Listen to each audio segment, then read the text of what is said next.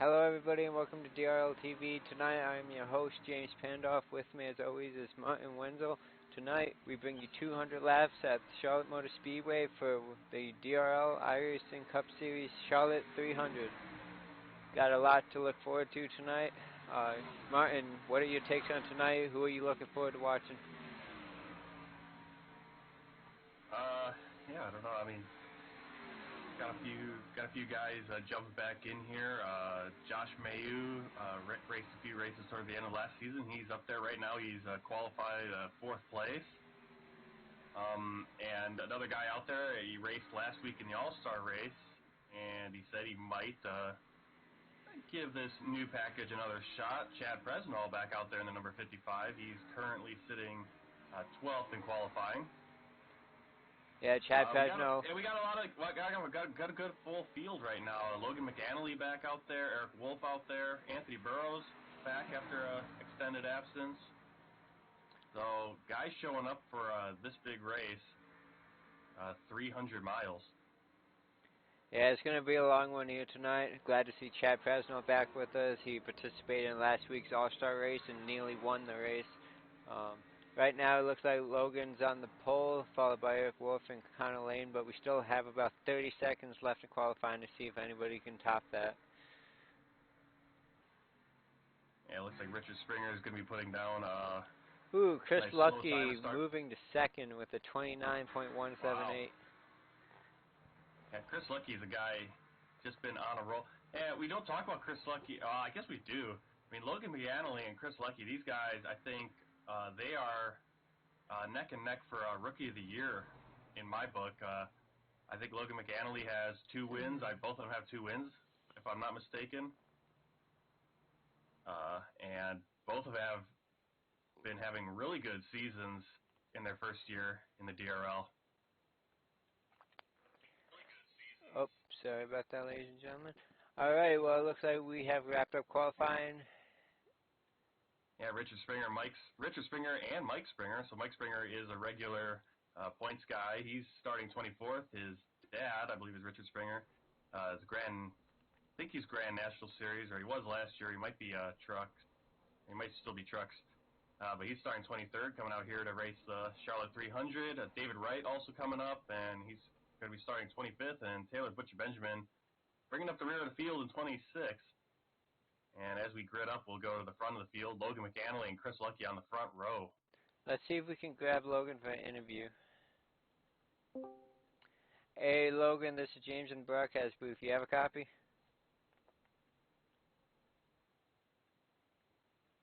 Hello, Logan?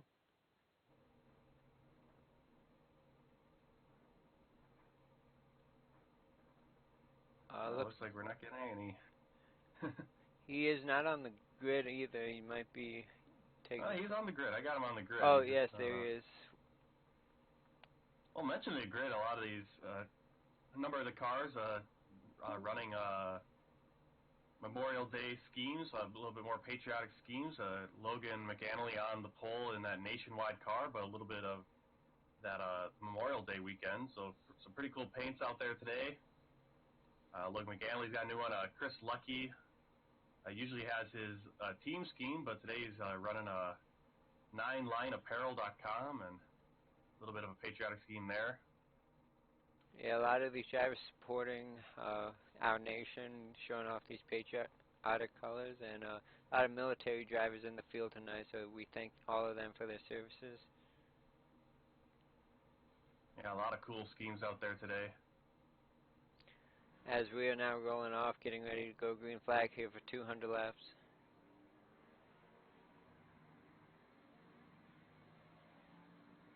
Trying to find Logan. I don't see him in the Discord, so I'm not quite sure if we'll be able to get a... Oh, here he is. Let me try one more time with Logan. Hey, Logan, this is the broadcast booth. Do you have a copy?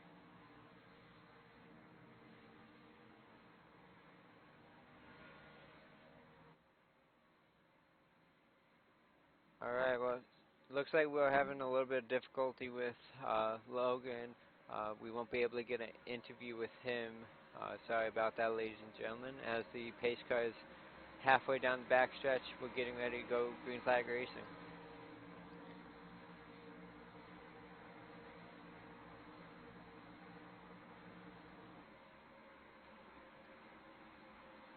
as we run through our lineup real quick.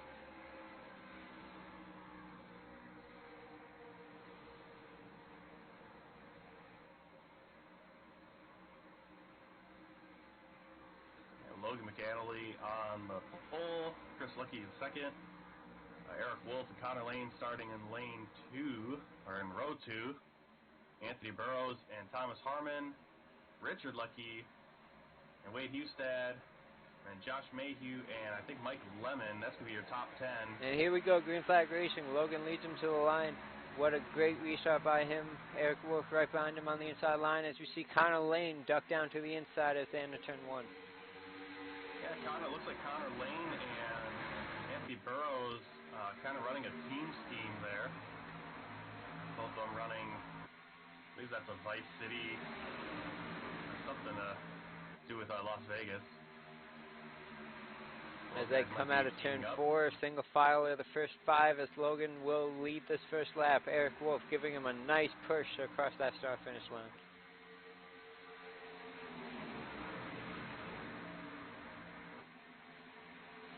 As we see Anthony Burrows pulling to the high side, going to try to work his way around Chris Lucky.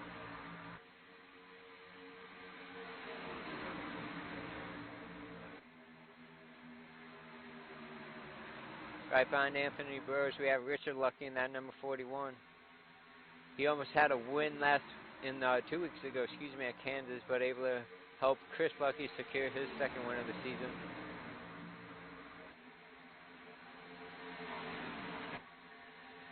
As we're about 3 wide deep in the pack.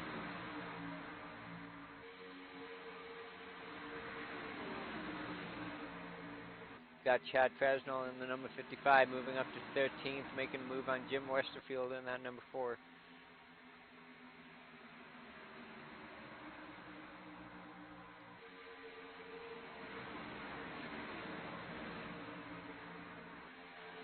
Moving back up front, we see Richard Lucky and Chris Lucky side by side with one another. That is for 5th place. Richard Lucky and Anthony Burrows able to make that middle to high groove work as we're working lap 4, going on to lap 5 of this event. Yeah, Mike Lemon dropping back out of the top 10 really quickly.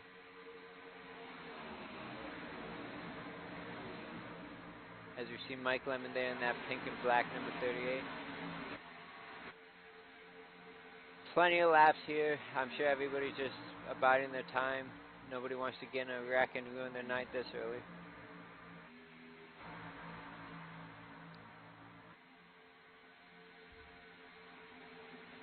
So this tends to be when a lot of the racing is done, is in the early part of the run, because once it gets a little strung out, it kind of just sticks out laps. And we already have a yellow. Oh, looks like that might be in the back of the field.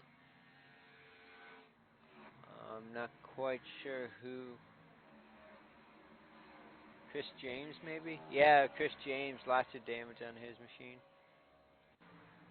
As we go back, gonna go.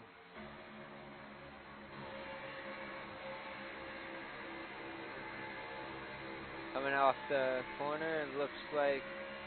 Yeah, it looks like he just kind of got roadblocked there by Dakota Wilkins in the 53. Wilkins a little bit slower than he was expecting, and then he got a little impatient, wanted to go around him, but you kind of don't want to go on the outside in that trioval because it's not as big as you think it is. As you ride on board with him.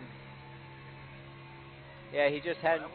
He couldn't see anything in front of him, being right behind Dakota, and just ended up in that wall at the start-finish line. Yeah, these triovals, especially here at Charlotte, they're vicious because it's just those really sharp turns within the turn itself, and it's not just a nice gradual curve, but there is kind of a jagged little, that's what I call a trioval, and yeah, it gets frustrating when you're stuck behind a car and you can't see it, so you kind of lose where you are on the track, and bad things like that can happen. That's on the 82. That's, he just lost where he was, and he's kicking himself right now because it's too early to get a damage on the car. Looks like everyone's coming down. get fresh tires.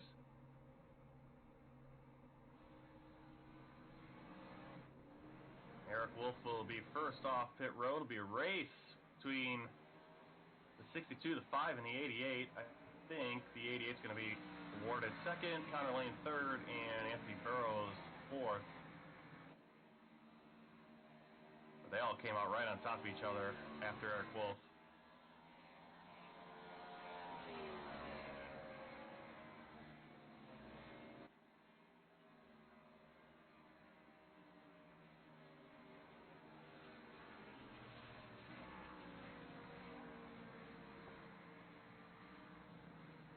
Looks like not much positional change within the top 5 after those green flag pit stops. We still have Chris James repairing damage as he's been in pits for over 50 seconds now.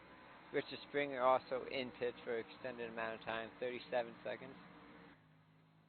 As we look at his vehicle, doesn't look like he has so much damage. I'm not quite sure why he would have been in pits for that long.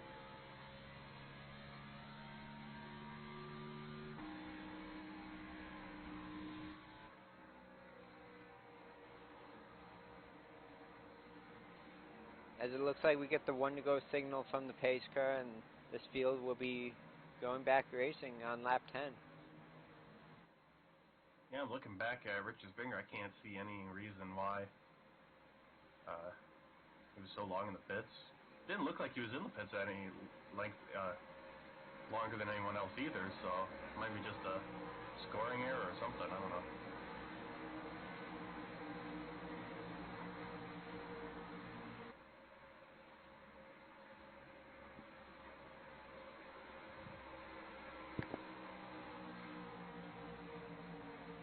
Yeah, let's run through the top 10. I'm going to run through the top 10 really quick here. We got Wolf on the inside. He's in the lead now. McAnally on the outside. Row 2 is Connor Lane, Anthony Burrows. Row 3, Richard Lucky and Thomas Harmon. Then row 4, Chris Lucky and Wade Hustad. And row 5,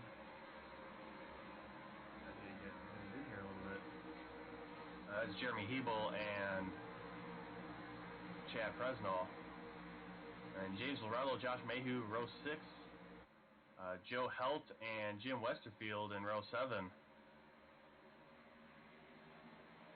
Eric Wolf takes off immediately. A nice jump there by Eric Wolf. He's going to be clear by 2, maybe 3 car lengths as they head into 1. Back behind him, side by side for 3rd place, Anthony Burrows, Connor Lane, both getting by Logan.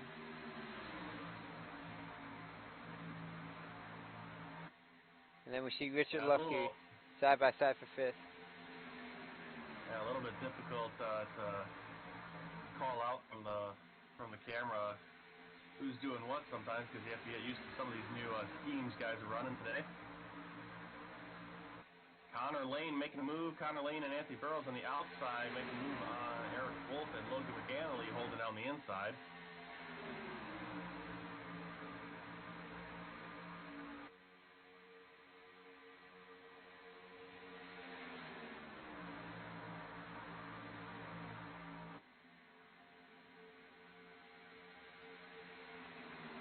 A nice drafting push by Anthony Burrows with Connor Lane trying to make a run on the outside to grab the lead.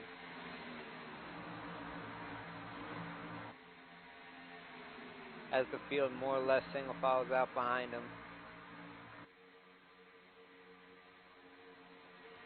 Logan in that 88 is able to clear the charging Connor Lane as the top 6 now single file out. Yeah, everything's single file. A little bit too wide behind them where Wade Hustad and Chad Fresnel were. Now it's Jeremy Hebel and James Morello working past Josh Mayhew. Mayhew returning to DRL as you mentioned earlier. Great to see him back on the track. Currently in 11th place, not too bad for him. Still got a long way to go.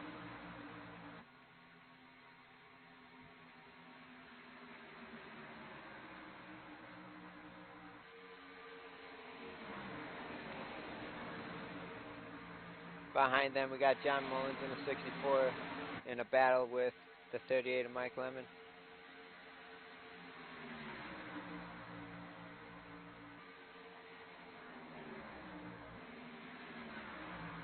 Oh, looks like we have some smoke. I don't know if that's net code or just the driver lagging a little bit. I don't see anyone spinning. Well, Connor Lane's been having a few issues with blinking out, so that might have been him. It looks like he's settled back down. He's still up there.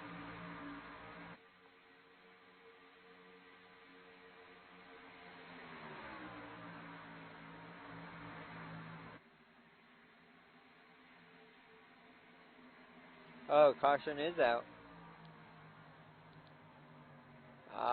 Possibly Richard Springer or Chad Presnell.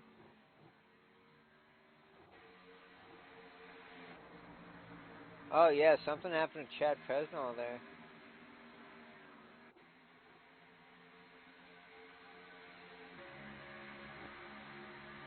As we go into turn 3, he's in the middle lane and he just snaps right. Not exactly sure what that was about. Maybe we can go into an onboard view, see what happens. I'm not really sure how to explain that. What do you think, Martin? Who was that? Chad Presnell in the 55. Yeah, I want to see this. Let me go back and look. So I'm doing dual duties right now, dealing with race control. People are having some issues with Connor Lane blinking, and so he might be dropping back into the back of the field. Doesn't want to cause any problems for other guys. Yeah, I want to see here what happened. Well, Presnell's going to get... Wow, yeah, it's just... Unless there's maybe a bump in 3 and 4 that sent him into the wall, I can't really explain that. Yeah, maybe just something, probably something just snap. I mean, again, in real life, we obviously you get tires going down or something just snaps on the car. Obviously, in the sim, you don't have any of that really, but we do have real-life equipment that we use, our wheels and our pedals. We've had guys have freeze-ups with their monitors, their computer freezes up, their wheel just dies on them. So these are things that happen, and I'm thinking that's probably what the case was there for him, is that something just went wrong on the technical side.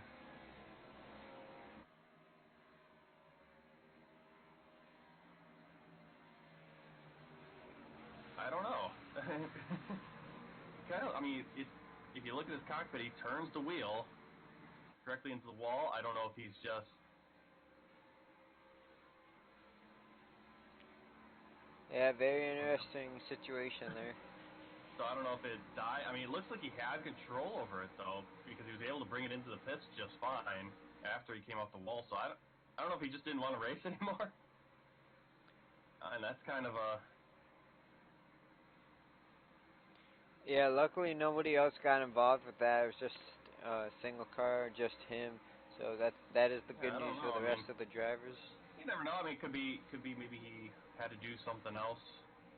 Maybe the wife or someone was saying, hey, we got other things you got to do, and you know, a little bit of frustration maybe, and says, okay, screw it, I got to get out. Yeah, luckily I didn't take anyone else out. Well, you know, we'll have to find out later. Probably not going to be able to interview him. He's probably not in here anymore. But we'll have to figure out what that was about.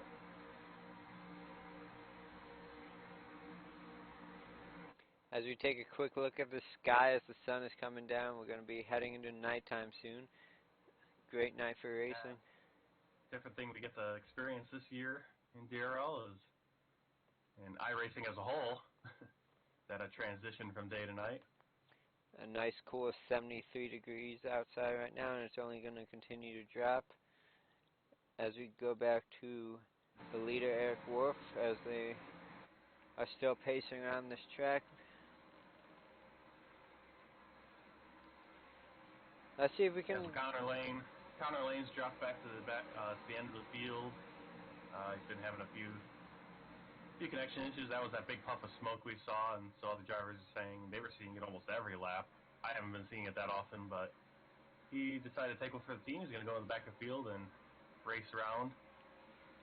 And maybe later on in the race, he'll work his way up back to the front and try to compete for it. It's a long race, so starting back there is not the end of the world. I'm going to see if we can pull in Chris Lucker, the man who started second tonight, and get a quick word with him. Hey, Chris Lucker, this broadcast booth, you have a copy? Yeah, JP, I got you. Hey, man, I know we're about to go green. We had trouble talking to our pole sitter tonight, and you started on the outside goal. Coming off your last win at Kansas and starting second here tonight, you're currently sitting sixth alongside Richard. What are your thoughts on tonight, and do you think you have a shot at this thing? Eric Wolf and Logan are both pretty fast. Yeah, it's early. I'm just out there riding around right now. It's going to be a long race, so I'm going to find a hole in the racetrack and ride there for a while, and I'll be there at the end. What are your expectations as the track goes from this sunlit into the nighttime? It's going to gain more grip, but it's going to remain the same after about 7 or 8 laps of those tires, and it's going to start migrating to the top. Martin, do you have anything for Chris before we let him go back racing? No, let him get back out there. About to go green. Alrighty, Chris. Yep. Thanks for talking to us. We hope to talk to you at the end. Good luck. Yeah, he's got the right idea in mind. Just find a hole, drive there, try to stay out of trouble. Absolutely. We're going to bring him to the line. Green flag is back out. Take off. Oh, he kind of waited there. Yeah, maybe playing a little games. Well, technically, I read off in race control that you can go as soon as the pace car met the commitment line. I know during the All-Star race we said that in the restart zone, he waited until the restart zone missed restart. People weren't expecting that because he did go a lot earlier. He went when the pace car went off last time. So yeah, Wolf's definitely playing a few games there, but he did go off legally. That was a legal move. He doesn't have to go right away. He has to go at some time at least in that restart. So. Absolutely. As we see Logan trying to work the outside lane with Anthony Burris right behind him. Anthony Burris has been pretty aggressive early on, giving everyone who's in front of him a nice push around the outside. As we see Thomas Harmon now in the mix, looking to take third place away from Anthony.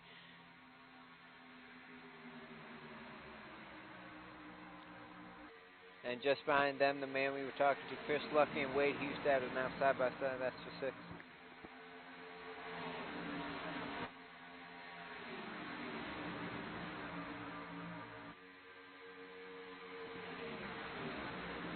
Right behind Chris Lucky, we have Joseph Helton, the 02. We haven't talked much about him. Had some trouble in recent weeks, looking for a great finish here tonight. All that trouble, he's still standing fifth overall in the points. Yeah, the point standings are really interesting. It's the top 5. It's Wade Hustad, Thomas Harmon. You expect those guys to be there. Chris Lucky, he's got 2 wins, so he should be there. And it's Chris James, Joseph Helt, who have been kind of hit and miss this season, but just because they've been starting. I mean, Joseph Helt's only started 10 races as well. He's done really well. He's built himself a quiet resume of finishing pretty well in those starts. And then you got Taylor Butcher-Benjamin 6th, Mike Springer, Jim Westerfield, and he gets on the 9th and finally gets to Logan McAnally, the next guy with 2 wins.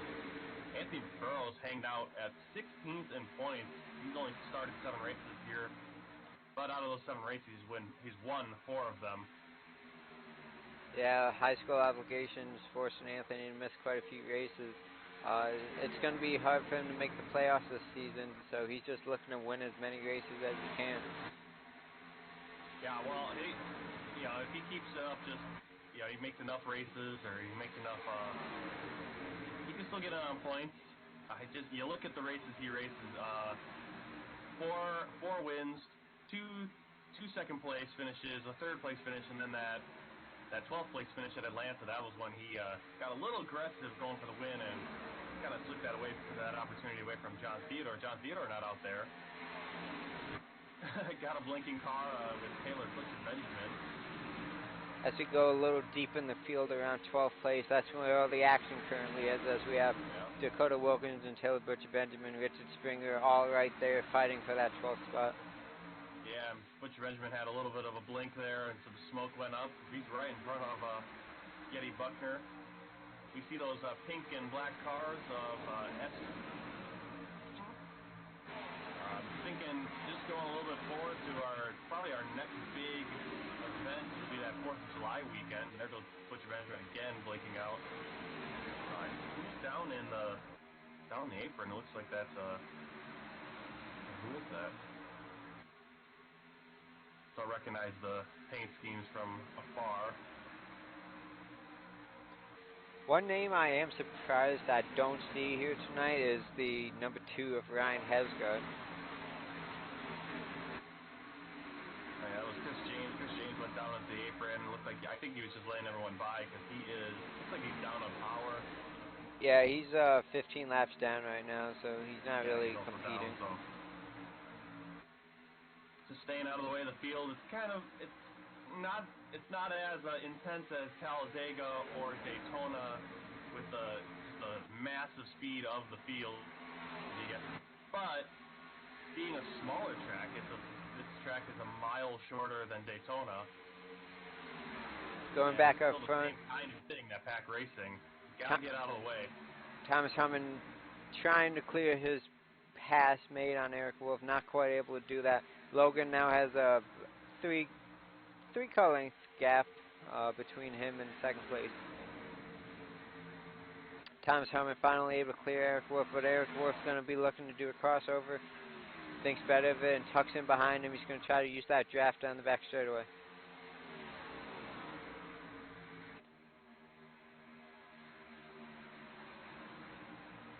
As they settle down for now, Anthony Burris in 4th and Richard Lucky, is in 5th. Joseph Helt is now up to 6th place.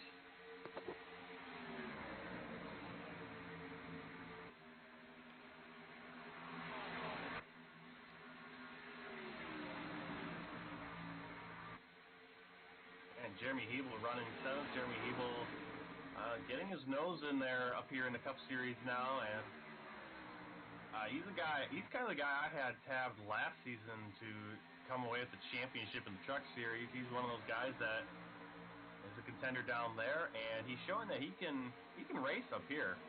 As we ride on board with Jeremy Hebel, right behind the O2 of Joseph Helt. So I don't know. I don't know what the future of DRL holds for the next season, what we're going to be doing, but I know depending on what we do, I know a few guys are going to probably move up from that Truck Series. There are some guys that could definitely make that move. Of course, scheduling comes into play as well for guys. As you see Richard Lucky dropping back, looked like he hit the wall in the quad oval. Okay, yeah, I thought I saw some sparks there. Yeah, Wade Husted kind of just taking it easy. He's right behind that group. You'd expect him to be up toward the front as you get later in this race, but he's content to hang out in the top 10. 26 drivers started tonight, only 2 laps down, 24 drivers on the lead lap. Many people a chance to win as we still have 166 laps to go. Going back up front, Logan with still maybe a 4 or 5 car gap. Looks like he's 3/10 in front of Thomas Harmon. Thomas not really able to do much.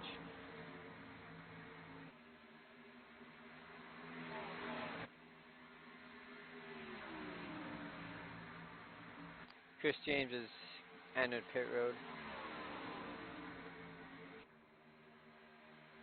Well, there goes Logan McAnally now having some blinking issues. Hopefully that clears up for him.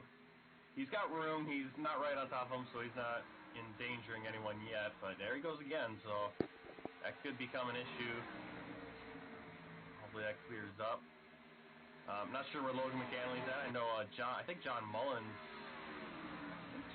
said that he's giving it a shot today, but he might drop out at some point.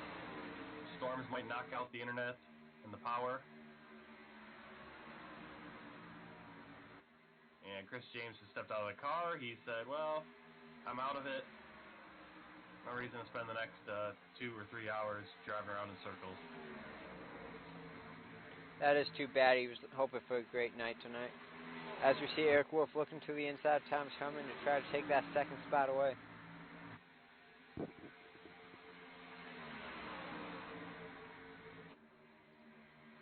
Yeah, I'm just looking back and thinking back to the, what would that be, the 2017 season, the first season of DRL on iRacing, and how that was kind of almost a two-car season right there. That was a two-car race for the championship by Eric Wolf and Anthony Burrows, kind of head and shoulders above everyone else.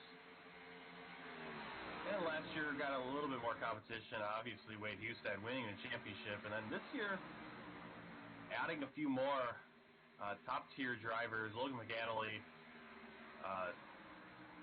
very early on, establishing himself as a guy that's going to be up there. He's right now looking for his third win. It's very early on, though. And Thomas Harmon, I think, is looking for his second win of the season. Yep, his second win. Yeah, Wade Hustad, Chris Lucky, Logan McAnally, Anthony Burrows, all with multiple wins on the season, and then Thomas Harmon with 1 win.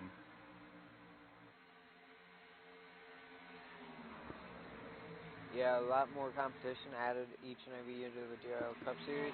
And also with this new package being introduced, a lot more changes than what some would have expected. Yeah, so we got a lot more, I wouldn't say we have a lot more winners right now. We just have, what is it, about 6 winners? No, 5 winners so far in the Cup Series. But quite a few of them, 3 of them with 2 wins, and Burrows obviously with 4. But then it gets really into a tight point competition after that. Once you get past those guys that are locked in with wins, or have a chance to be locked in with wins, now you got some guys that we haven't didn't see them up there last year in the Cup Series, but now are kind of making some moves. Mike Springer, Chris James, Joe Held, they were up there. Taylor Butcher Benjamin, Jim Westerfield, early on this season, up top 10 in points. Dustin Musial having a good showing so far. As the majority of this field is single file out, we see Connor Lane dropped all the way back to 13th. Well, he's worked his way back up. He started that last green flag. He took it, I believe it was 23rd, something like that, back of the field. Because he was having blinking issues. He's now going to work his way through the field. If those blinking issues comes back, he'll probably drop back again if it was an issue. But I think he's practicing right now, because again, this is a long race. We're only 43 laps in. He's trying to make sure he can get back up to the front on one of these runs, because he knows that he has that blinking issue, but he wants to be there late in the race, fighting for a win. Another driver who's way back there in 15th place is Chris Lucky, who's right now battling Gary Cronaway as we see Gary pass him. I'm not quite sure what's going on with Chris. He did say in the interview he was just riding around. Hopefully dropping back as far as he is won't put him in any danger if a wreck were to occur in front of him. Yeah, we see so many of these guys, obviously the whole SGK team, they're all Grand National drivers, and for them, coming up here for the Cup Series races the last month or so now, they've been doing pretty well, and I have to say it's easier to come up to the Cup Series at this point. The talent level, those top guys are really good drivers, but this car, the new package, isn't too hard to drive. It's actually, in fact, I think easier to drive than that Grand National package. So for these guys to come up here, they get to have fun on Monday nights with the Cup package, and then they go and they have to drive that Grand National one. And figure out how to keep that thing going straight.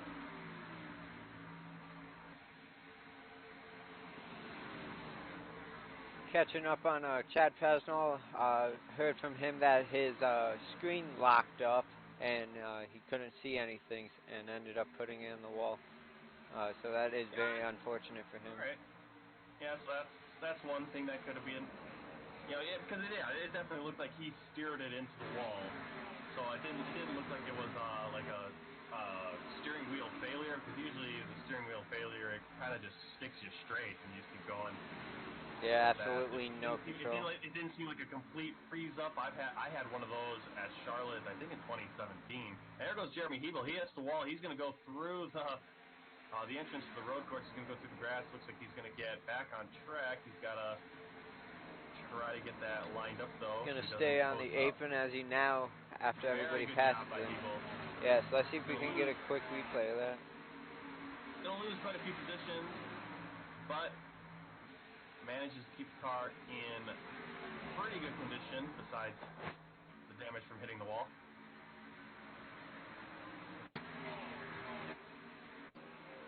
And doesn't collect anyone else with it. We're currently in replay as he's entering turn 3, right behind Richard Spring in the 21. Yeah, he just hits the outside wall, sends it into the road course. He stays on the grass, does a great job keeping it straight through all those bumps, and right onto the apron as if he was exiting pits. So a fantastic job by Jeremy.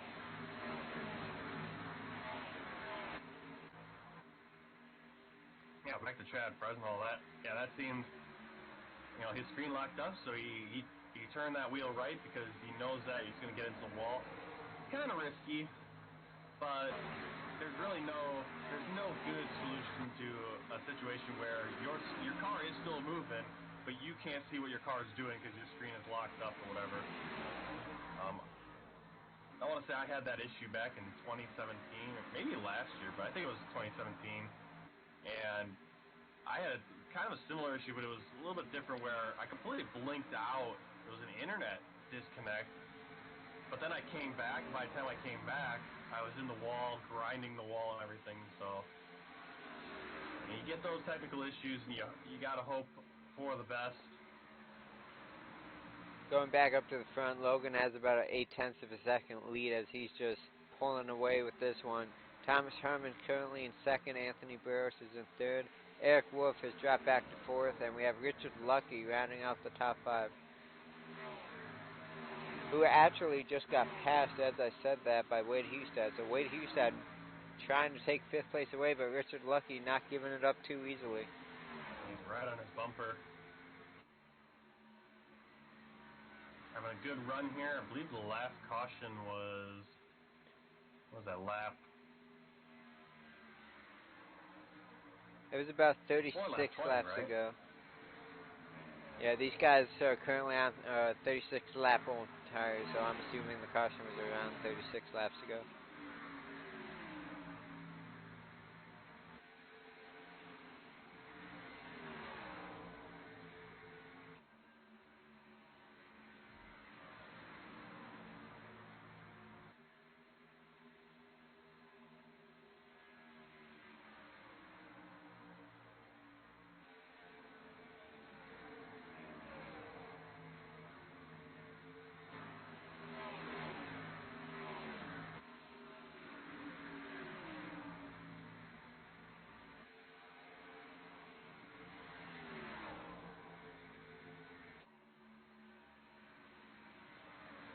Richard Lucky still putting pressure on Wade Hustad, trying to take that 5th position back.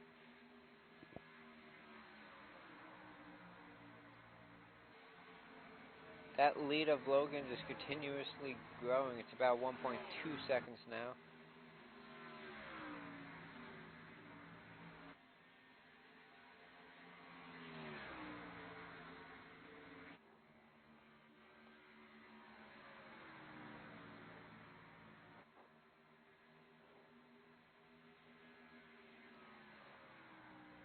Going back to 12th place right now, 11th place Jim Westerfield. We got a nice battle going on between the SGK guys.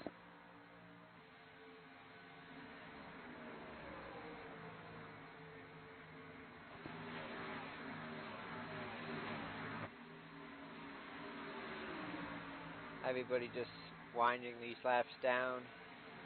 Very few battles going on. Everybody's pretty spread out here. Getty Buckner tucking in, looking for a crossover on his teammate Gary Cronenwet.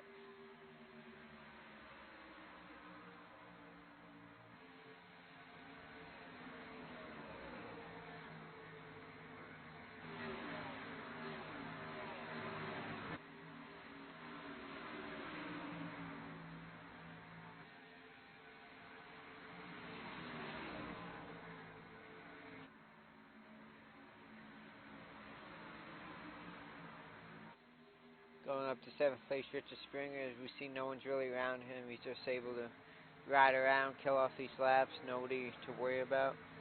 He's in a safe position right now. If any wreck happens, he'll have plenty of time to slow it down and avoid it.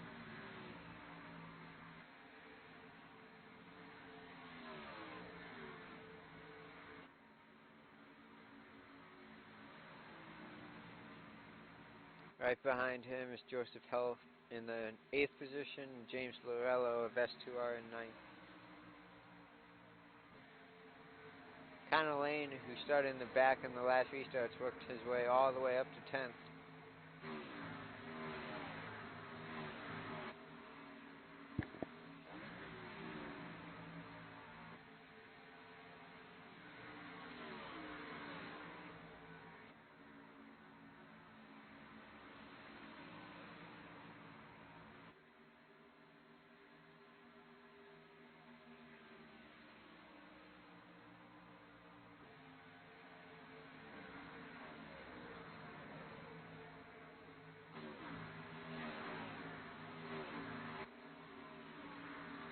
Sorry about that, ladies and gentlemen. Going back to the leader, Logan, he's about 2 seconds in front of Thomas Harmon. Nobody has anything for him yet, as we're now 60 laps complete here at Charlotte.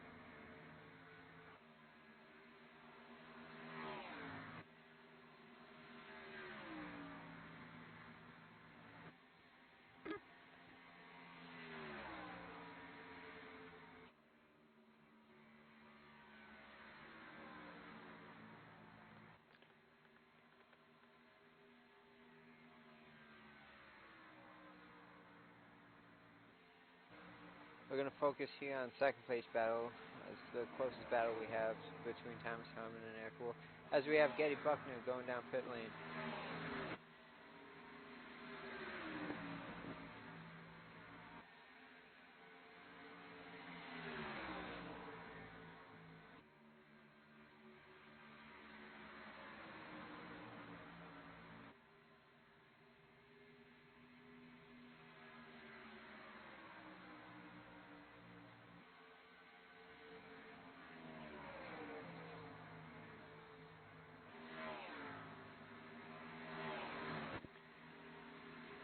Eric Wolf setting up his pass.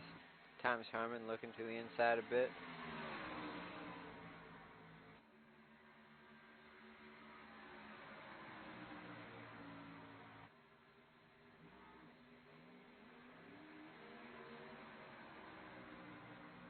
Taylor Butcher Benjamin starring, coming down pit road.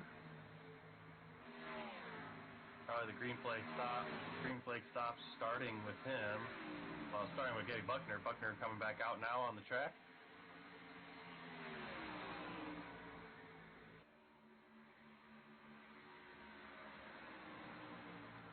Taylor Butcher Benjamin is now in.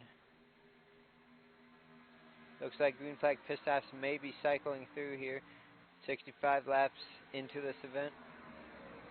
David Wright coming down. Gary Cronenwet already down in pit road.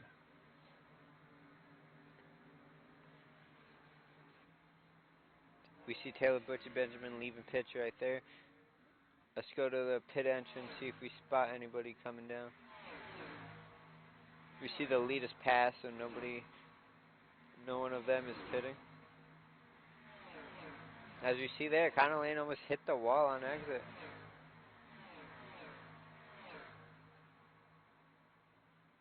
Looks like I'll say this new configuration with the bigger, safer barrier. You kind of get lost a little bit going through the tri-oval, and I've cut that like blue area on the exit. Just start cutting a little too early now. It's getting used to this new configuration of the track. Just a little bit of an update. The new wall. It's funny, of course, the lap I look at the pit entrance, nobody decides to pit, so we don't see any action going on. Well, now people are coming down. Josh Mayhew, probably Mike Lemon, I want to say. 41 is coming down as well. Go on board with Josh Mayhew in that red, white, and blue moto option vehicle. As he pulls it into a stall, it looked like a great pit entry. His right sides are going up. We see Mike Lemon leaving. Left side's going up. Josh Mayhew getting ready to go, and there he is. Oh, Richard Lucky right in front of him. Thank goodness pit road contact is off entering the stalls. Otherwise, that would have been trouble for both of them.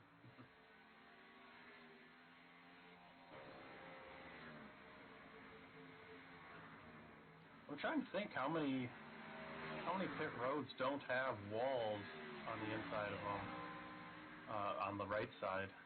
Because here at Charlotte, now with that road course there, the wall goes just on the entrance, then it ends, and then you just have grass. So looks like Logan's pitting. Yes, Logan is pitting. Yeah, Logan McAnally down pit road. Is pitting. That's going to give the lead Anthony to Thomas Burrows, Harmon. Wade Hustad. So McAnally, Burrows, and Hustad following each other down pit road. We're currently looking at the race of the lead now between Thomas Harmon and Eric Wolf.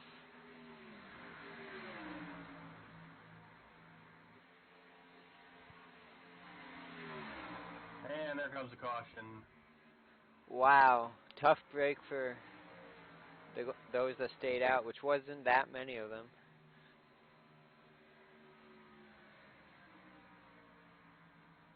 Yeah, James Earl. I don't know what happened to James Earl because he chimed up over the radio just as.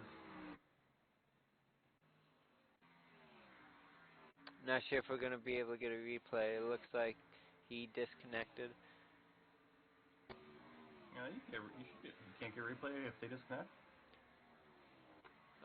No, it looks like I cannot. Go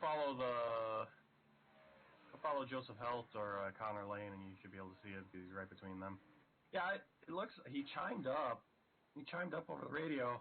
Didn't say anything, and then I don't know if he had a problem also because he just coasted right up into the wall in turn 3 and 4. Just went straight up the track, and that's going to give damage to Joseph Helt. So Joseph Helt, a victim of that. I'm going to get inside here and see if what happened to his. Bear with me, ladies and gentlemen, as I try to get this replay for you guys. Okay, I'm almost there. If I can.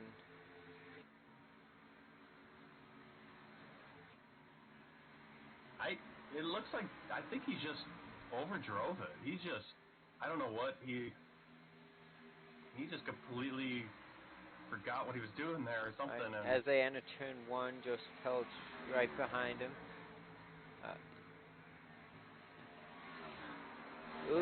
Yeah.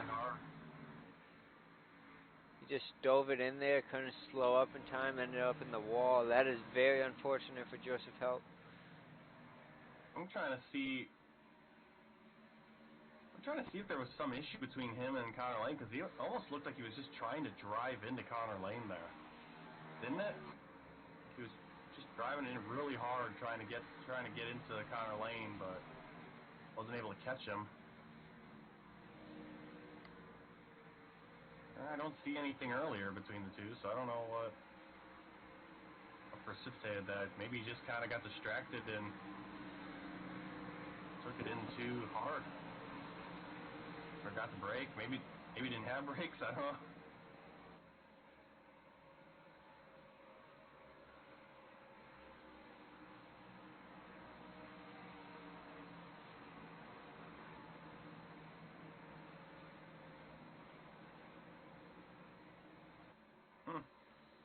Yeah, Yeah, can't find any reason he would have been trying to drive into the 5. It looks like he just kind of went in too hard. Maybe brakes went out on him, or just overdrove it into that corner.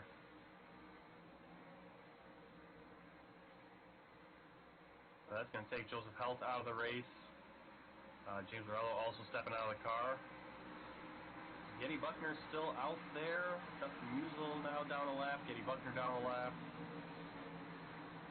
And those are your two cars that are not on the lead lap. I think some other cars are going to have to go down here once they go down pit road. They're in this yellow, they're going to lose a lap.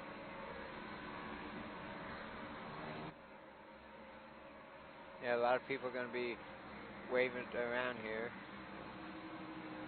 Gonna probably restart on lap 75, still over halfway to go. We ain't done yet, it's already 10:30 on the East Coast.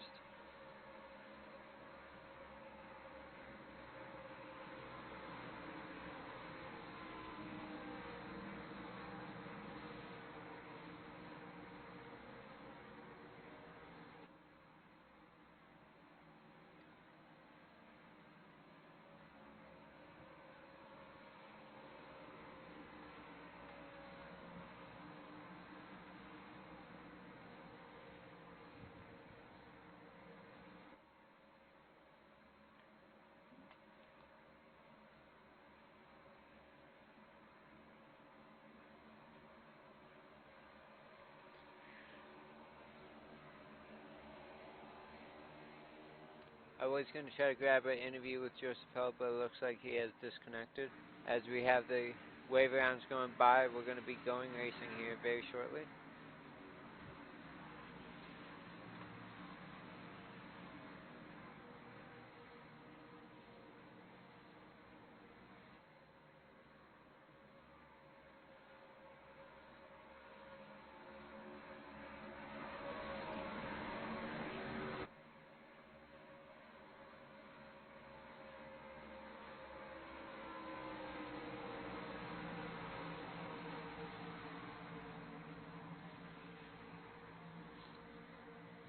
It looks like there's some weird lineup issues going on right now. The odd cars seem to be lining up. A few of the odd cars are lining up on the outside. Actually, it looks like all the odd cars are on the outside lane, and all the even positions are on the inside lane right now. So Thomas Harmon on the outside, and that's where he's going to restart. All the odd positions are also on the outside, which is a kind of a strange thing we usually don't see. Yeah, it might be a glitch in iRacing position-wise. Kind of weird. As Thomas Harmon leads him to green, it looks like Eric Wolf spun the tires or something. Yeah, Connor Lane almost got into him, so that's going to give Harmon a nice cushion. Richard Springer is going to drop into 4th.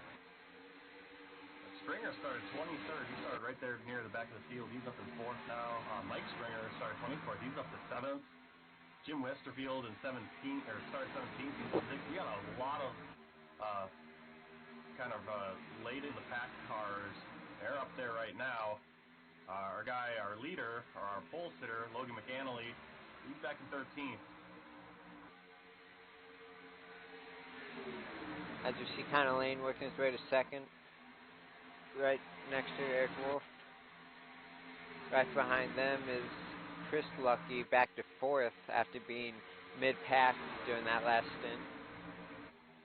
Yeah, we got McAnally, Houston, Burrows, those guys all came down together, and they pit right as that yellow flag came out, so they're down 13th, 14th, 15th. They got a little bit of work to get back into the top of the field. A big pack right around them. Almost went 3 wide. Wade Hustad trying to thread the needle between Mike Springer and Josh Mayhew. And also Logan McAnally going to squeeze through. John Mullins showing his face. And Anthony Burrows and Jeremy People getting started. There comes the yellow flag. Trying to push through. And it looks...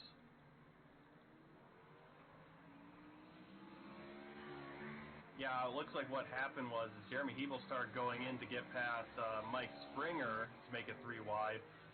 Unfortunately, Anthony Burrows was already eyeing up that hole as well, and they get into each other, and that's going to collect Josh Mayhew. Mayhew into the wall hard. He's going to probably be done. Hebel into the inside wall hard. Burrows able to keep it off the wall, but gets slammed by David Wright in the rear end. So, another stinker of a race, at least at this point, for Anthony Burrows. ATVO has been giving me trouble. I'm trying to get this replay for you guys as we see him coming off the corner now. Oh yeah, it looks like he just pinched. And then unfortunately for Mayhew, I'm not quite sure what happened to him. He just got caught. He just got his rear end got caught as Hebel started going around. Hebel was just kind of tagged his rear end and turned him up into the wall. So now I got to kind of figure out who is this. Who do we blame this on? Trying to get another replay. ATVO is acting up.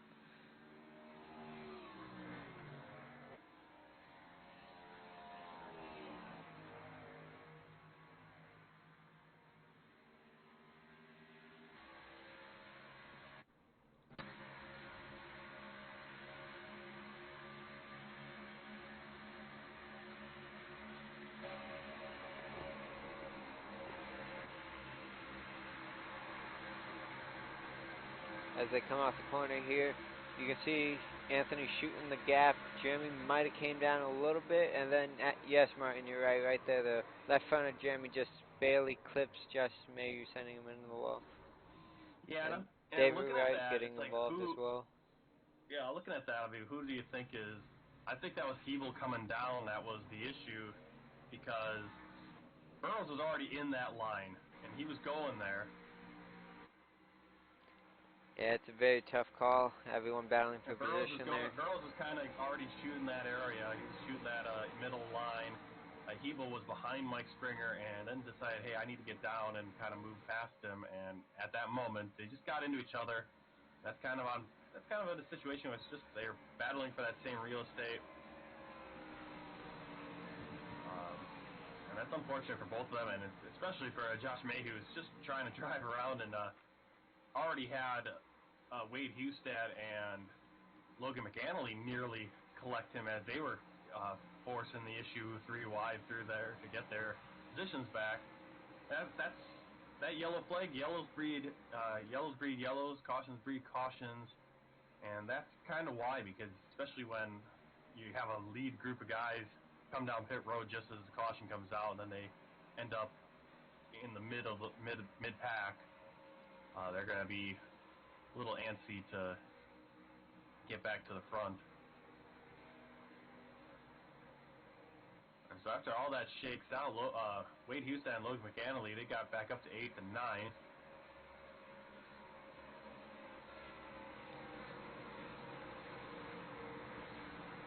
We have John Mullins up to 3rd place. Yeah, we kind of didn't get to see too much of that lead pack, but yeah, John Mullins was already up there.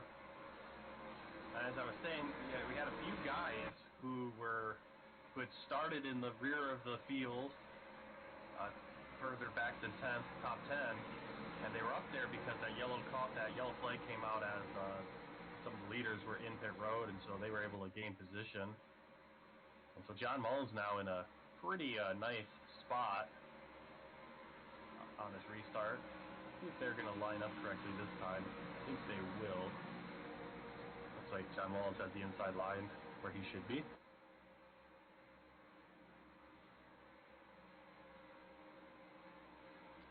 Jim Westerfield, another name that we don't really see in the front too often, is currently in 6th place. Yeah, we don't see him usually battling for the lead too often. He'll be up there in the top 10 every once in a while, and he's been a consistent finisher this season. He's shown up to all 12 races we've had this season. He is sitting 8th in points, and so he has a pole. He has a top 5. He has 3 top 10s, so he's been up there. think he finished, I think his best finish at the top 5 was a 4th place finish. Still trying to get that 4 into a top 3 situation. As the field is now doubling up for this restart. Yeah, it looks like they're all lined up correctly this time. Last time the odd cars were on the outside and even positions are on the inside. This time it looks like everyone's correctly set up. Wolf will be taking the inside line, which he has taken every time he has been in the lead position on the restart.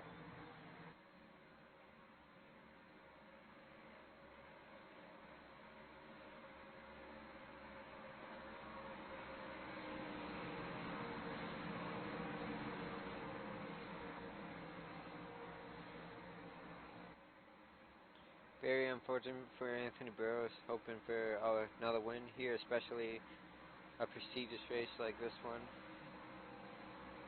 Yeah, but he's not completely out of it. I think he didn't get too much damage from that situation. He got probably a little crinkle making contact with Hebel, but otherwise stayed out of it for the most part. Rear end a little bit of damage. Eric Wolf with a nice shot out of a cannon there. He's off to maybe a 6 car length gap as they enter turn 1. At least.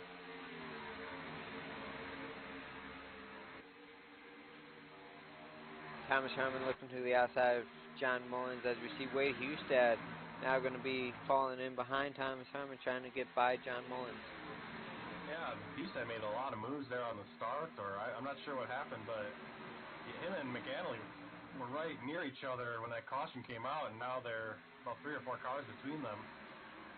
Those guys are trying to race back into the battle for the lead. They came down pit road during a couple cautions ago, got caught on pit road when that yellow came out. Connor Lane making a move for the lead. Yeah, he's going to give up the lead to Connor Lane. John Mullins right there with him on the inside, using that draft to his advantage as he's going to try to grab second. Not quite sure what happened to Eric Wolf. Thomas Herman now moving to the inside as well.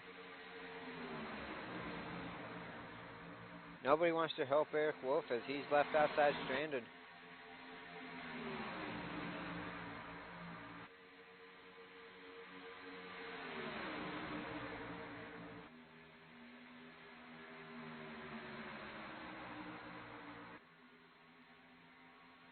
Thomas Herman not sure if he wants the inside or the outside lane as John Mullins and Eric Wolf are still side by side with each other. Thomas Herman chooses the outside now, but he might have been forced as Wade Hustad has taken the spot.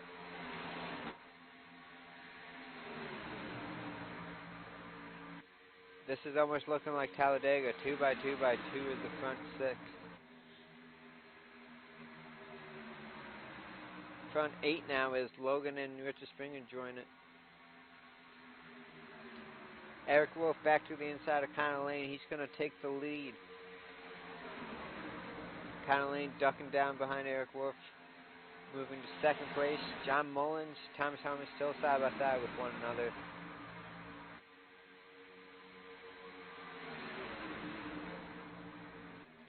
Jim Westerfield working that outside. He's going to try to take 5th, but it looks like Logan's going to move to his inside. Logan going to take 5th away, and maybe more as he almost took it 3 wide with John Mullins. Thought better of it. Yeah, it's got a little hairy up there. John Mullins piping up. Looks like there was a little bit of contact. They're getting pretty close between him and Thomas Harmon as Harmon works his way by. Yep, Thomas Herman looking to the inside of Connor Lane now. Logan's going to be right behind Thomas Herman. He's going to try to take 4th away from John Mullins. Yeah, I mean, we look at these 6 cars here running and kind of the experience level or maybe the comfort level of racing in this situation. John Mullins and Jim Westerfield are not typically guys running top 5 in a top 5 battle, and those top 5 battles will be going to be different 3 wide. Mid-pack. As it goes 3 wide. Jim Westerfield on the outside there. Oh, and going through the tri-oval too. They're right on top of each other. Yeah, they somehow made it work through that quad oval. Oh, man, McAnally and the 68 and the 88, McAnally and Harmon almost trading paints, it looks like. They settle back down to 2 wide between Logan and Thomas. Jim Westerfield dropping back behind him. He probably had enough of that 3 wide. Well, Westerfield doing a very good job because he was on that outside line. That outside car going through the tri-oval, you have no escape. McAnally was on the inside. He was kind of squeezing, trying to stay on the track, but if he had to, he could have dipped into the grass a little bit and still been okay. Jim Westerfield, though, he was on the outside of that 3 wide going through the tri-oval, and that's not the place you want to be. As everyone single files out for now, after a crazy restart, we had Richard Springer's next car side by side with the 10 of Gary Cronenwett.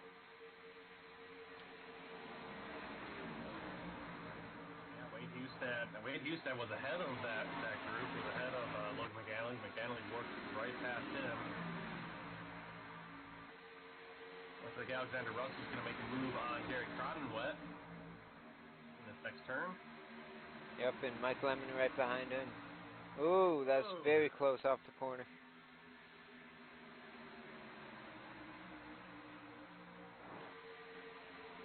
Yeah, they're getting pretty racy right now. They haven't even gotten halfway yet, but guys are trying to make moves. As we go on board with Logan. Oh, Richard Springer, end over end. He's rolling on his hood. And he gets back straight. He's back on his 4 wheels. He's rolling again. Let's see what happened there. It looks like he was right behind Wade Houston. It looks like he just caught the wall coming out of turn 2. That's unfortunate. He was having a great run there. Let me see if I can... wonder how much damage that's going to cause him. Did go on the roof. He was kind of bent up. Yeah, that did him a lot of damage, actually. I'm going to try to get a replay. Yep, just ate that wall coming out of 2, and that put him on his hood. Got a lot more damage than he had. A little bit of right side damage. He caught the wall a few times, looks like before that, but... He's in the middle of the corner, right behind Wade Houston. He's going to be coming off turn 2 now, right into the wall. Sends it to the inside, and he's around. Luckily able to land on all 4, and he drives away.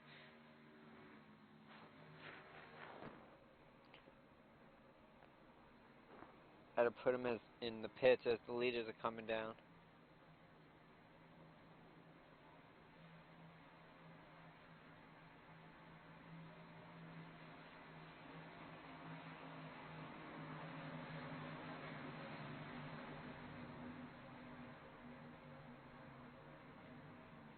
Looks like nobody stayed out, except for the waiver rounds, of course. All the leaders in, taking tires and fuel. Yep, Getty Buckner will get the Lucky Dog. And Josh Mayhew, David Wright, Richard Springer, all down a lap. Race off pit lane, looks like Connor Lane beat Eric Wolf.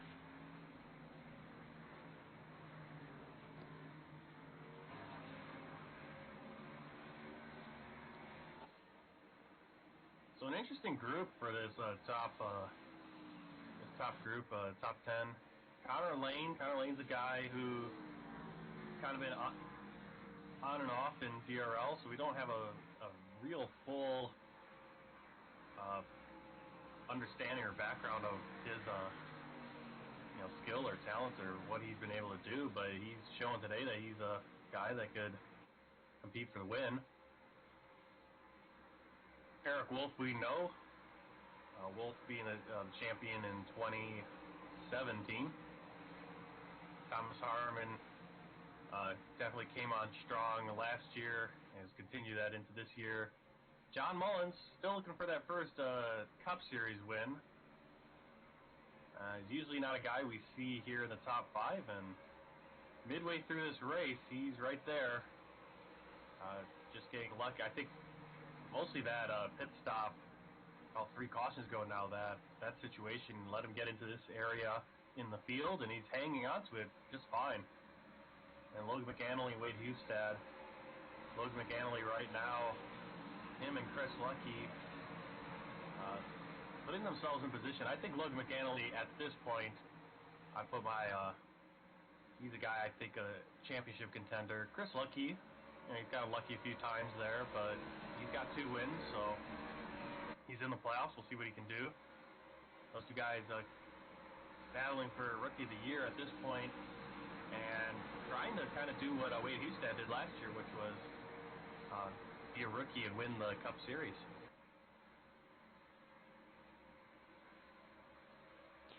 When this race gets back under green, we'll have just over 100 laps to go. Not even halfway to this point. It's been an exciting race. Looking forward to see what the second half can bring for us.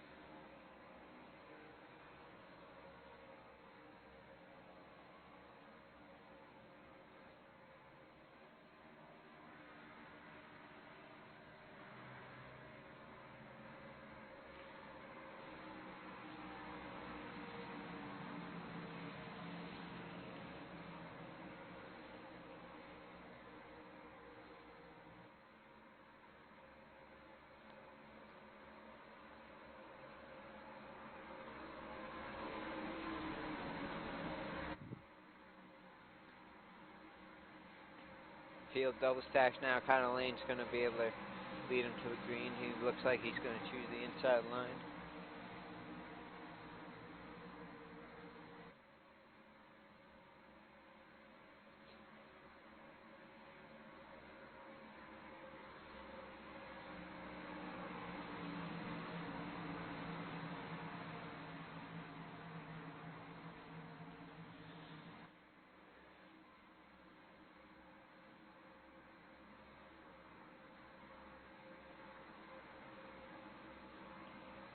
Pace car's getting ready to duck off here. Gonna be lap 98 of 200. Pace car is off. Connor Lane brings him to the green flag.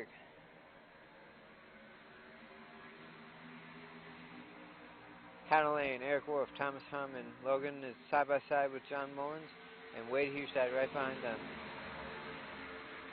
Looks like Thomas Harmon giving Eric Wolf a push through the corner. That could get dangerous. Thomas Harmon ducks down inside of Eric Wolf. He's going to give Connor Lane a push now as he's going to take second away from Eric Wolf. Logan dives to his inside. He's going to try to take third away.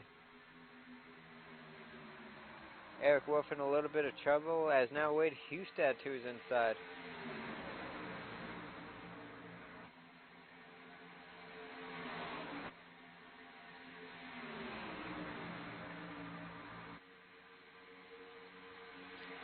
The 88 is now side by side with the 68, going to be trying to take second place away, maybe even the lead.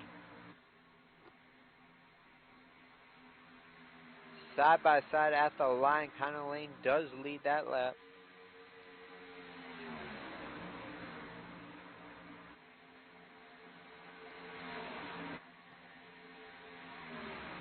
Still side by side as they enter turn 3.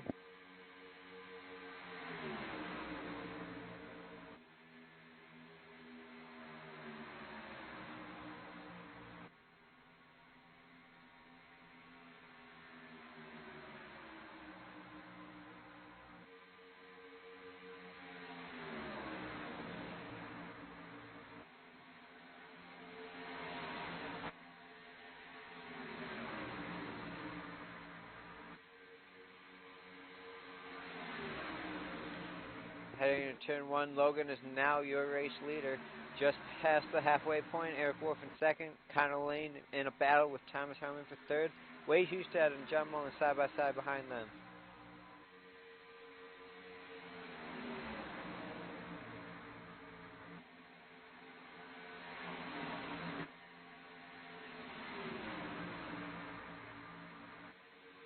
Just behind them, we see Anthony Burris, who was in that incident earlier, all the way up to 10th. Right in front of them, we have Mike Lemon and Jim Westerfield battling it out for 7th. Gary Cronin went right behind them, who sits 9th.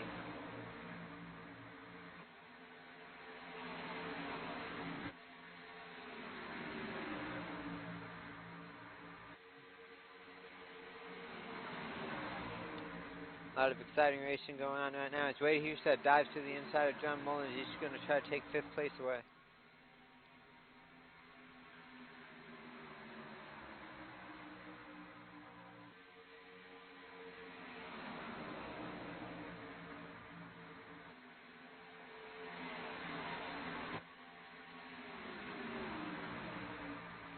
Great racing going on for this 5th place position as John Mullins almost made contact with Wade Hughes entering turn 3.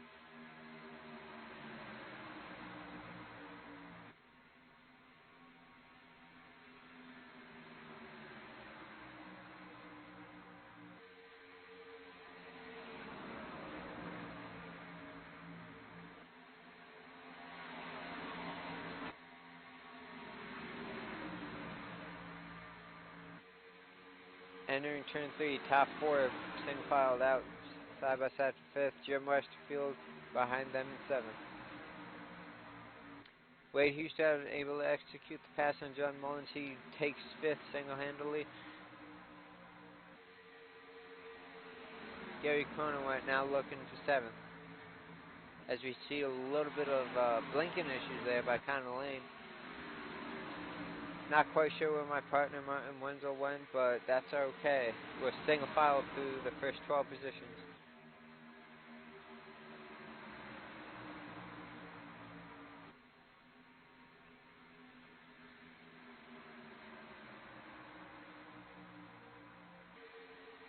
As we see Mike Lemon working his teammate Gary Cronin, that will be for 8th.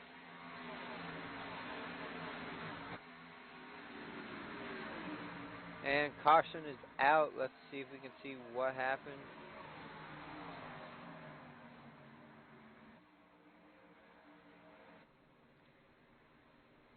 Looks like Dustin Musial. Dustin, yep. He just hit the outside wall like Jeremy Hebel did early in the race. Tried to keep it straight the best he can. Ended up locking it down and hitting the outside wall once again just past the start-finish line. Ooh, doing a burnout, trying to get it back together right in front of traffic. That is a bad move on his part.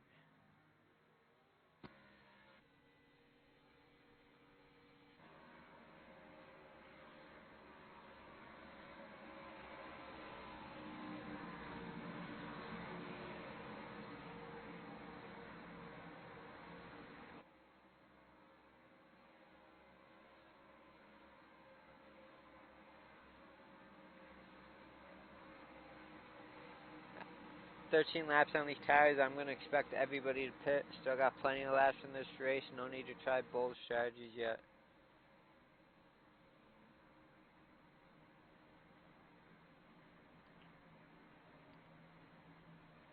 It looks like the Lucky brothers might have stayed out, actually.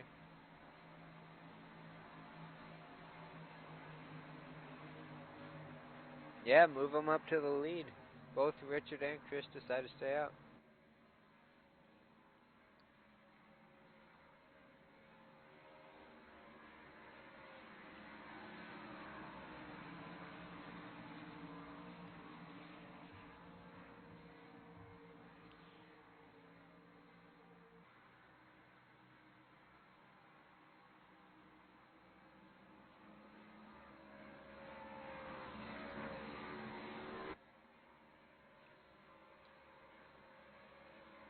Going to be an interesting strategy to see how it pays off for the Lucky brothers with still 90 laps to go.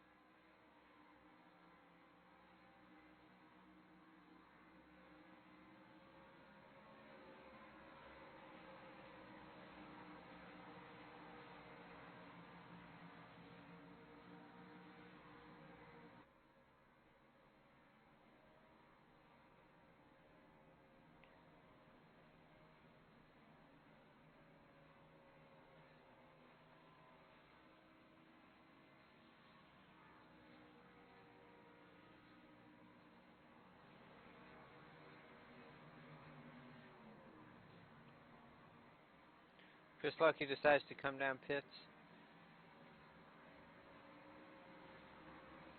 Richard Lucky is now the only driver to stay out on old tires.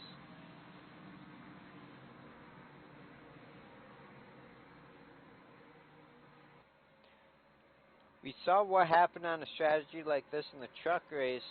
David Warborn stayed out on older tires and ended up getting in a big wreck, entering turn 1 a few laps later. So this is going to be interesting. I know I've said that a few times already, but it's just the fact of the matter. See how Richard Lucky's able to perform on these older tires versus everybody on fresh tires. Did you catch Logan McAnally there? He actually went into the, like as he was coming out of pit road, he just went into the inside wall and parked there for a while. That's interesting. And that's because his screen went black, so he's having some technical issues. Some other guys chiming up going, hey, we need a bathroom break. It's a good thing it happened under caution and not during the race. Yep. Yeah, this is a long race. Not as long as we could have done. Obviously in the official, I believe the NIS NASCAR iRacing series races on iRacing, they had the full 600 miles. That gets pretty long. You gotta get a good comfortable seat. You gotta plan out for that one.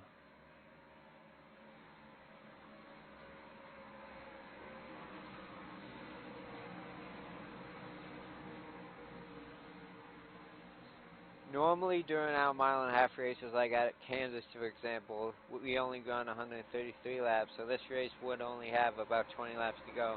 However, we're going to be doing 200, so these drivers definitely going to be testing endurance tonight. A lot of them have work early in the morning tomorrow, so they're just hoping this thing can go green so they can go to bed and try to get some sleep. Yeah, that's one great thing about living over in China right now is that these races for me are in the morning, so I have no real rush, and I'm waking up as I'm doing it as opposed to falling asleep.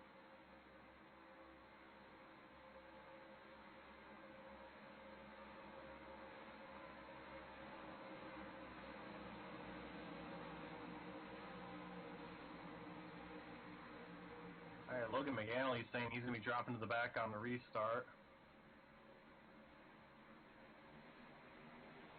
We'll see how he does that. Jim Westerfield, not the greatest start there, as Getty Buckner is right on his bumper. Hustad and Wolf locked together as well. McAnally going to the high side, he's going to be drifting to the back. I'm not sure if he's doing that because of his technical issues. He just wants to hang back for now, make sure everything's solid. We have Connor Lane looking to the inside of Richard Lucky. Richard Lucky's on 15-lap older tires than the rest of these drivers.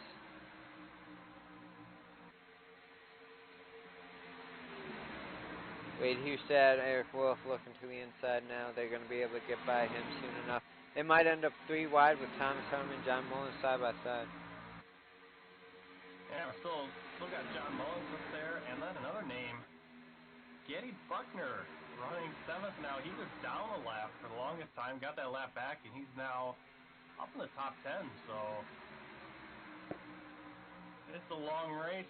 Can't count guys out who are down early. Being one lap down early in this race. 3 wide. Buckner shooting between Jim Westerfield and Richard Lucky. So their top 6 familiar names, and then a couple guys that weren't really thinking about being up here. John Mullins and Getty Buckner now in the picture. Mullins has been up here for probably the last 30 laps now. It's only been a few laps. Richard Lucky's already dropped to 9th, make that 10th, 11th. He's just continuously dropping back. Looks like that tire strategy is not quite going to work out for him. Anthony Burrows working his way into 8th place now, so he's coming back after that big wreck with Jeremy Hebel. Wade Hustad, like, oh, I thought I thought Getty was taking it easy. Where are you going? Yeah, behind this pack, you got Gary Cronenwet and Mike Levin coming up. Mike Levin started the race up there, and he's making his way back into the top 10. Gary Cronenwet coming along with his teammates. Dave Buckner now in 4th place, blowing past Wade Hustad. Great battle for the lead as we see Connor Lane. Thomas Harmon working the inside line. Eric Wolf almost making contact with Thomas Harmon, looking for a little side draft. Sorry about that, everybody. Getty Buckner. He's going to work his way in here and up to 4th. Keith Harmon pinned on that low line.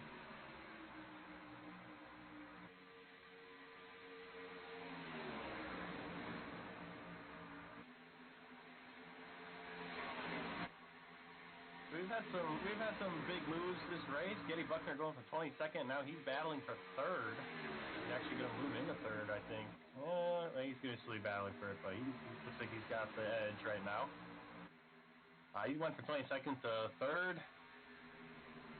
Chris Lucky, though, went from 2nd. He's down in 13th right now. Logan McAnally on the pole to start this race and been up front a lot of the race. He's back in 16th.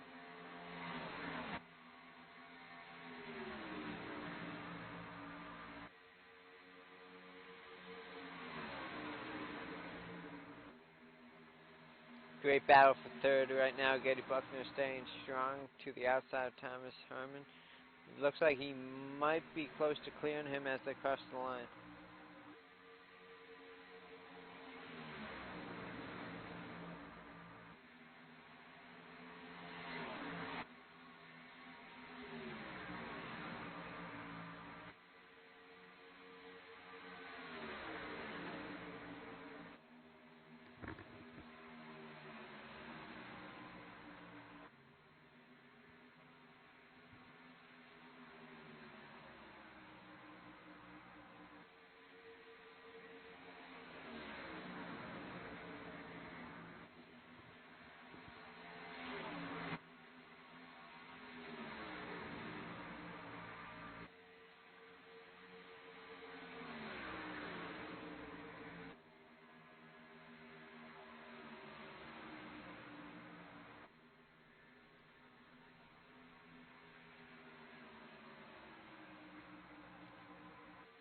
Getty Buckner clears Thomas Harmon for 3rd. Sorry about the delay in my responses. I got a little sidetracked.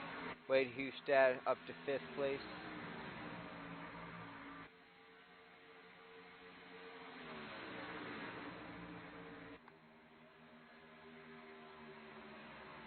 Gonna go back to that battle between Getty Buckner and Thomas Harmon. Wade Hustad entering, and then John Mullins is still hanging strong in 6th place. A great night for him.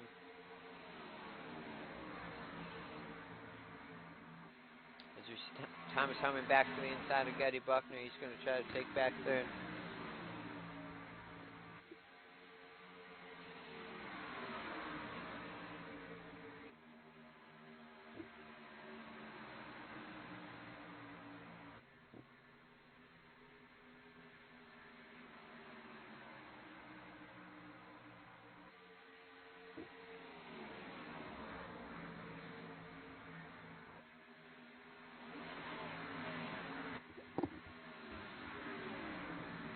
Still side by side as they have been. Jeremy Hebel is now on pit road. Looks like he has some damage going on. 30 seconds now. Thomas Harmon edging out Getty Buckner as they come to the start-finish line. Getty Buckner has that advantage about a nose apart as they cross that line.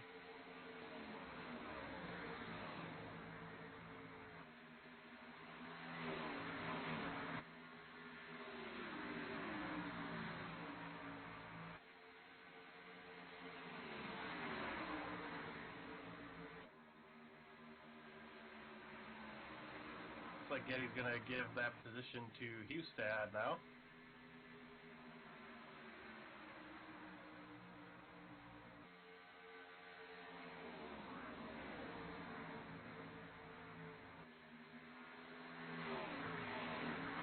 Yep, Wade Hustad making a late charge. Still got 75 laps to go. Plenty of time to make something happen.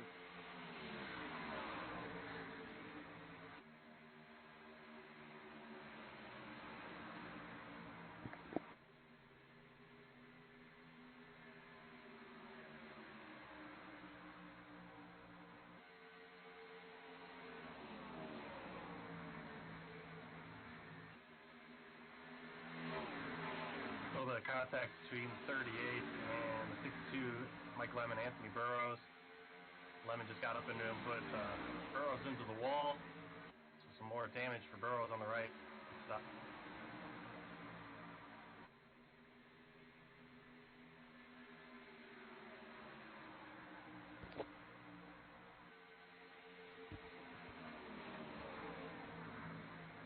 Wade Hustad getting very close to the back bumper. Thomas Harmon is going to try to take third place away.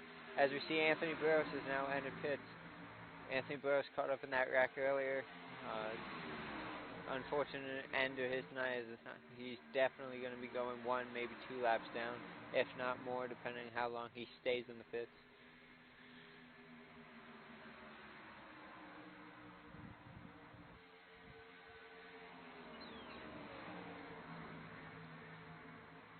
Now, just a stepping on the car. All of the night.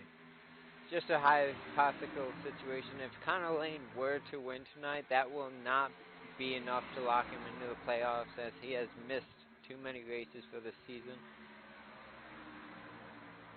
He will, at that point, have to make it in on points, but with the number of drivers we get week in and week out, even that's going to be pretty tough to do.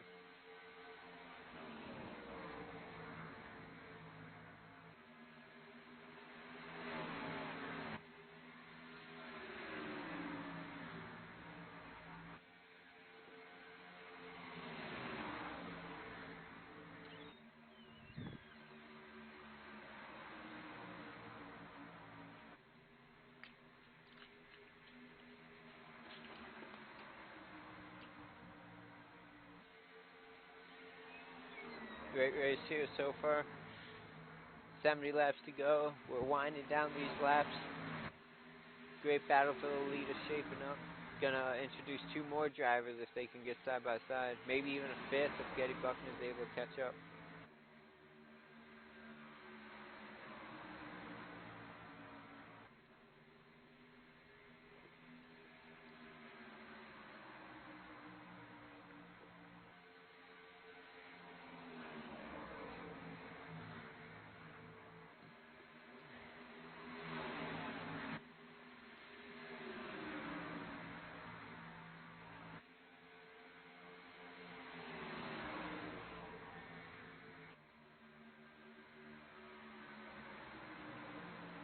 Single filed out of the first 5. All relatively close to each other, about a car length and a half in between each one. We'd have to go back about a second to catch up to 6th place. Gary Cronenwet, John Mullins, Mike Lemon, Jim Westerfield, and Chris Lucky round out your top 10. And then we have Mike Springer in 11th just behind them.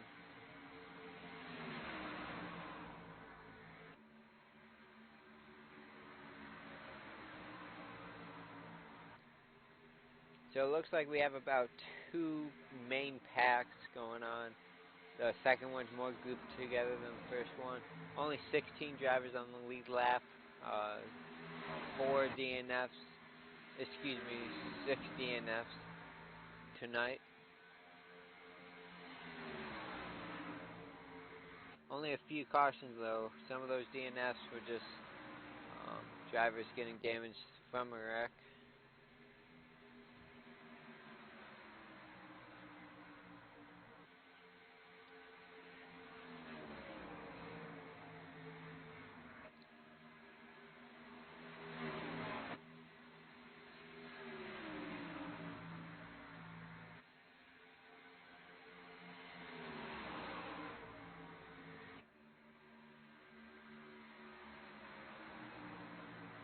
Coming out of turn 4, Connor Lane, Eric Wolf, Thomas Harmon, Wade Hustad, and Getty Buckner round out your top 5.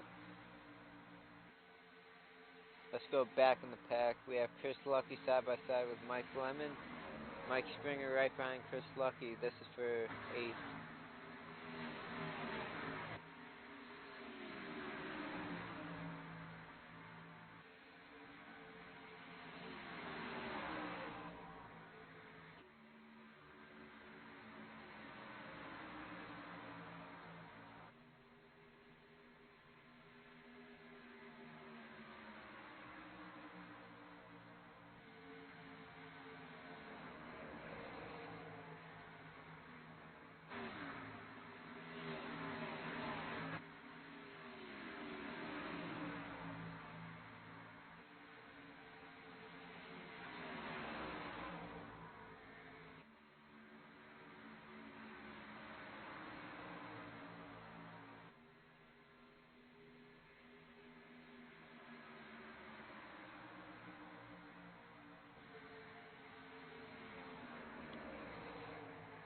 Going back up front, Connor Lane still leading.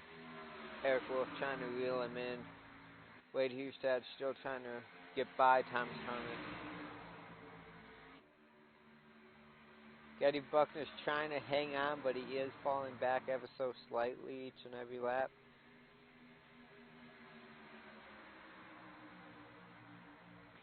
Richard Lucky, who decided to stay out that last caution, is in 14th.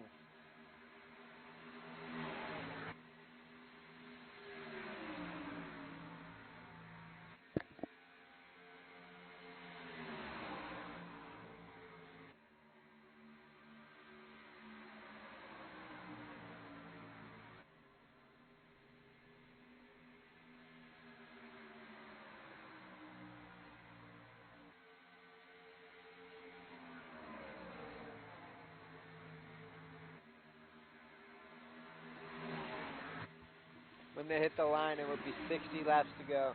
Eric Wolf diving to the inside. He's going to enter turn 3 with a good chance of taking the lead from Connor Lane.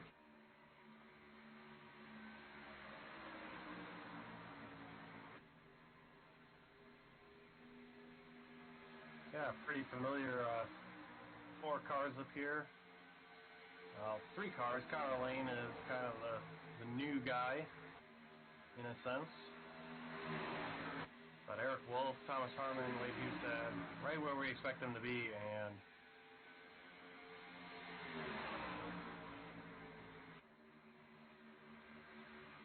wondering if a guy like Logan McAnally is going to work his way back up front and make a battle of this.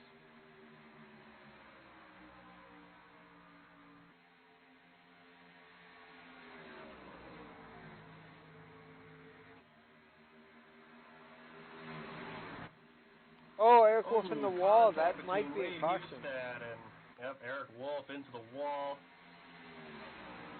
He's going to wipe out, and he's going to bring out that yellow. Oh, man, let's see if we can catch that one more time. Hustad just got tight there, came up and sent Wolf into the wall. They crossed the start finish line heading into turn 1. You can see Wade Hustad has some damage on that right front already.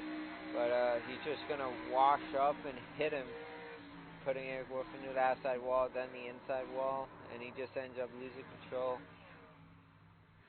Holds the brakes, does a great job doing that, letting everybody else by.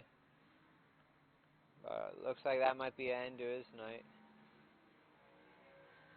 Yeah, it's starting to become a little bit of a battle of attrition here, where our leaders are starting to lose these guys that we were thinking were going to contend. Now Wolf is kind of out of it. Logan McAnally, we're not sure what's going on with him, but he's in the back of the field. Richard Lucky was up there. He's kind of in the back.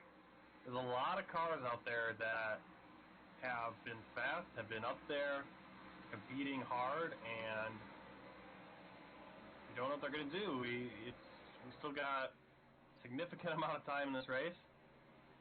They all come down pit road. Chris Lucky stays out.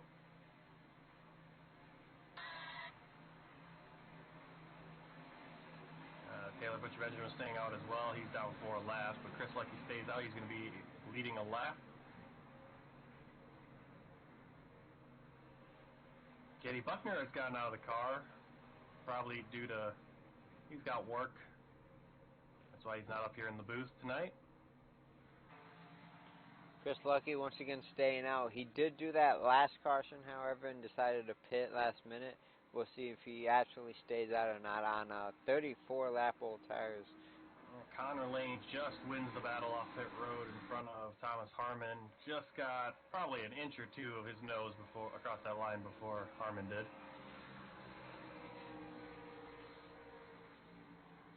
That's Wade Husted. Husted's probably going to be dropping to the back of the field, EOL for that caution.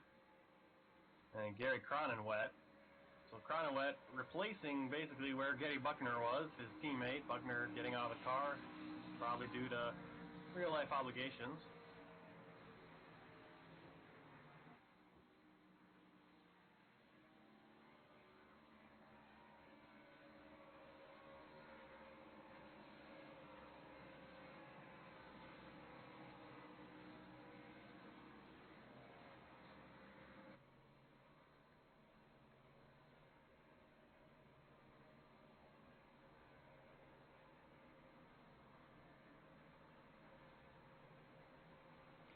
Yes, Chris Lucky does decide to pit. That will give the lead back to Connor Lane.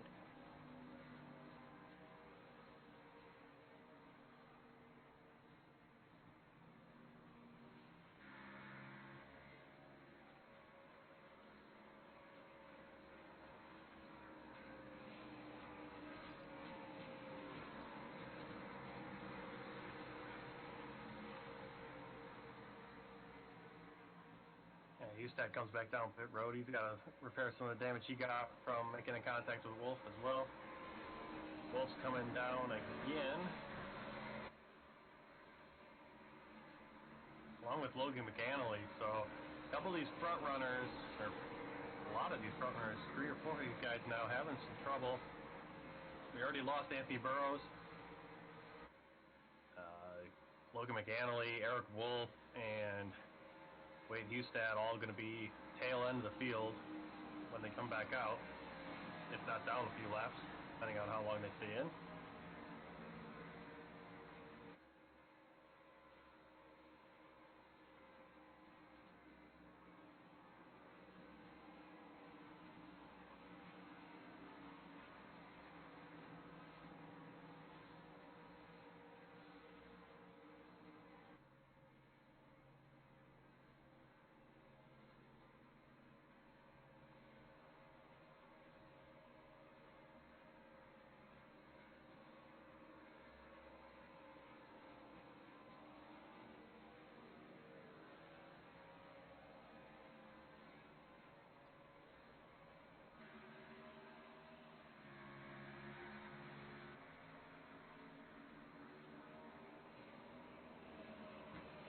Double filing up here for this restart. Gary Cronenwet is in 3rd, John Mullins in 4th, Mike Lemon 5th, Jim Rushfield 6th. A bunch of names new to the top 5, top 10. Gonna have 53 laps to go. Let's see if those drivers are able to hang on and get possibly the best finish of their season.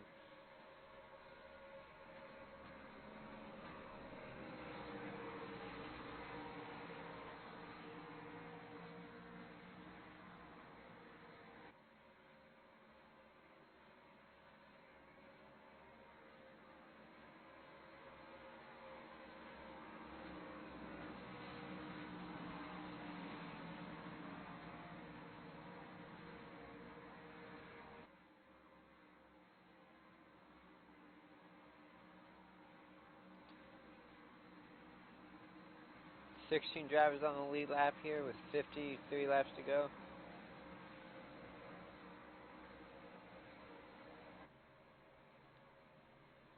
We're coming into the home stretch here as Connor Lane brings him to the green.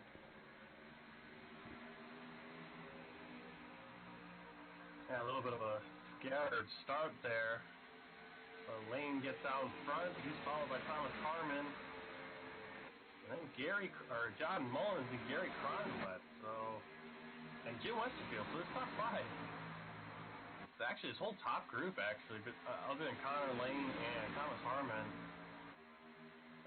Lots of movement in this field tonight. Mike Lemon and Mike Springer getting back up into the mix of things. Mike Lemon starting the race in top 10. Mike Springer starting near the rear Well, they're right back into this thing. Gary so giving Thomason a nice push to the lead. I shouldn't say to the lead, but definitely side by side with Connor Lane as they head down the back straight. Now it's going to be a drag race entering turn 3. Yeah, it's been interesting watching this race all day. That those SGK guys, Giddy Buckner, Gary Cronenwet, and Mike Lemon, kind of just moving around the field. At times, right on top of each other, with each other moving. Other times, kind of spreading out. Buckner getting way up there, getting up into third.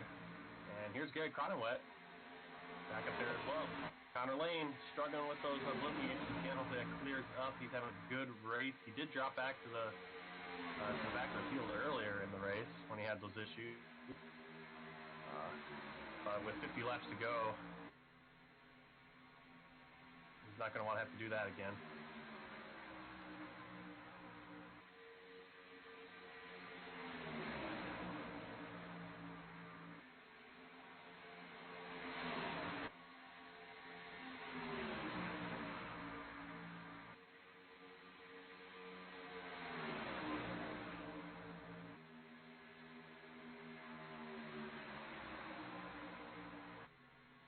Connor Lane able to solely possess the lead. Thomas Hummer and John Mullins battling for second.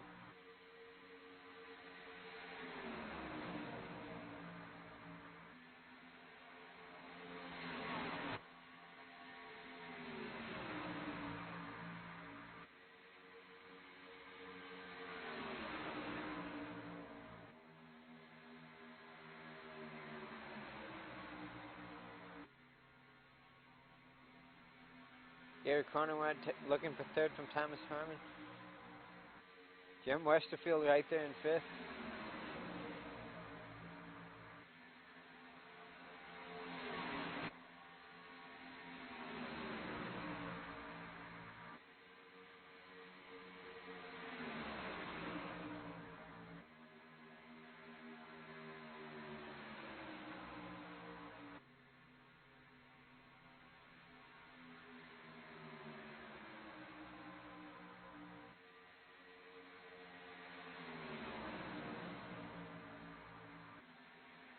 Battle for the lead is on as Gary Cronenwet in the number 10 is looking to the inside of Connor Lane.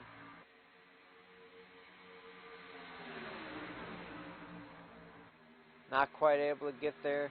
John Mullins right behind Gary Cronenwet as they're going to come out of turn 4.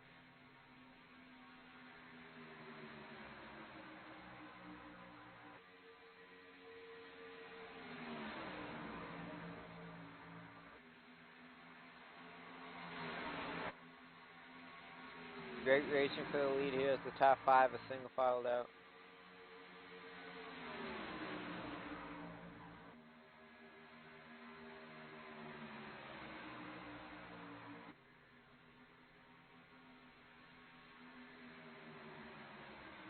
Thomas Herman really falling back now as he's dropped outside of the top 5.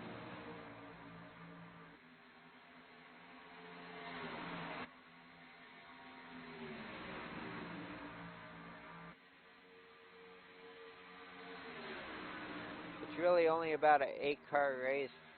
Giant gap between 8th and 9th, and then an even bigger gap to 10th.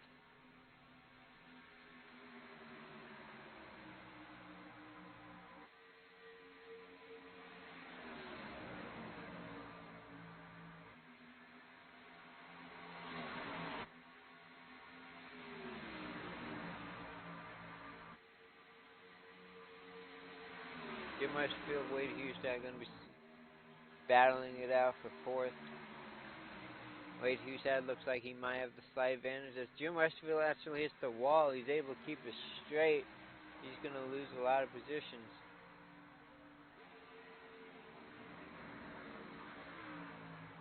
All the way back to 9th.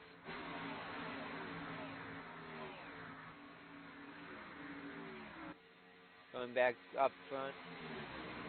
It's just an amazing race so far. 157, we're on lap 157. It's Connor Lane and Gary Cronenwet. He asked me at the beginning of the race, and I think he did, but I didn't think I wasn't even thinking Gary Cronenwet or John Mullins battling for a possible win here.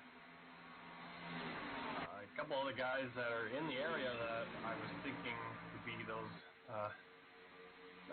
Connor Lane had a really good qualifying time. Mike Springer is a guy that's always around. But Thomas Harmon, Wade Hustad, and Chris Lucky, those are the guys I expect to be up here. And they're here. They're back. Chris Lucky's been up in the front. He's been dropped back towards the rear of the field. He's all over the place. And this is a long race where the patience is paying off for some of these guys who they haven't gotten too worried. They've gone down. We've had guys go down a lap and come back and be in third place. And here goes Wade Hustad with on fire right now. Ooh, he almost comes up into John Mullins. Yeah, Wade Hustad knows his go time as we're almost at 40 laps to go.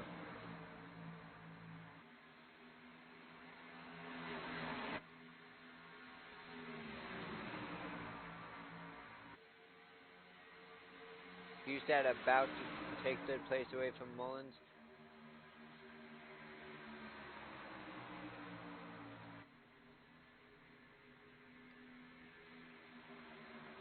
He's just about able to clear him, and it looks like he will entering turn 1. Mike Springer now to the inside behind Wade Hustad. Hustad able to clear him. Now it's Springer's turn to try to make something happen. Thomas Harmon might even force the issue and make it 3 wide.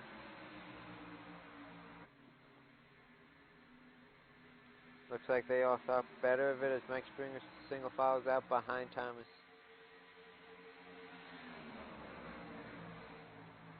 Less than 40 laps to go in the Charlotte 300 here for Dynasty Racing League.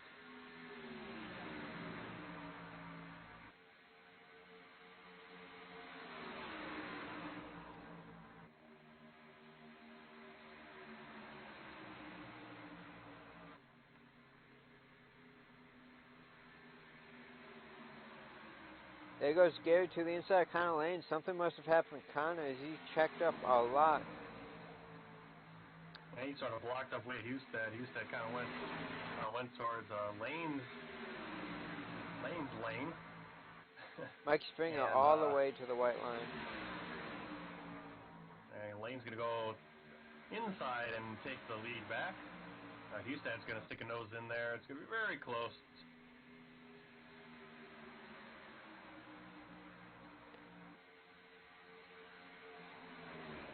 Connor Lane able to take the lead back. This opens up the door for Wade Hustad to try to move into second. Let's see if we can ride on board with Thomas Harmon. See side-by-side racing right in front of him.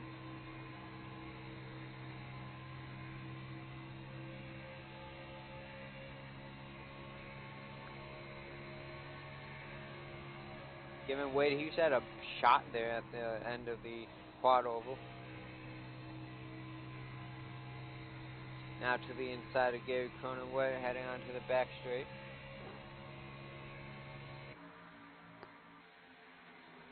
There's another one, gives another bump.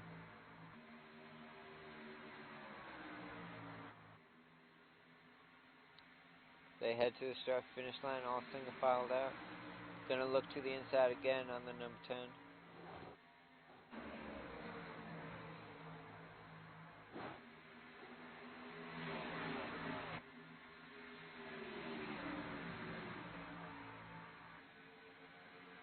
This is going to open the door for the 2 drivers in front of them to pull away as they race side by side.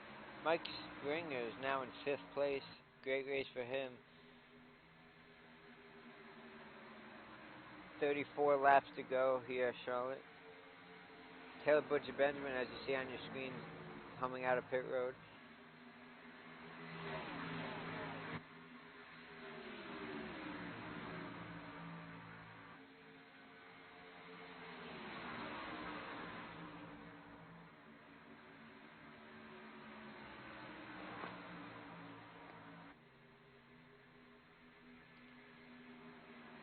Going back in the field now, pole sitter Logan just riding along. I don't really know what happened to him. He was in the front most of the race, and now he's all the way back to 10th.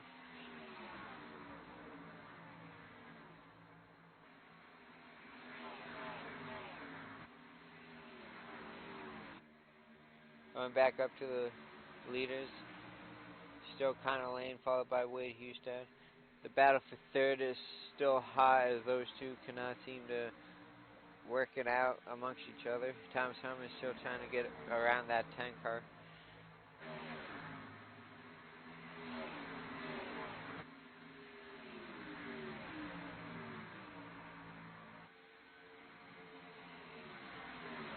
As the leaders will actually catch lap traffic in a couple laps.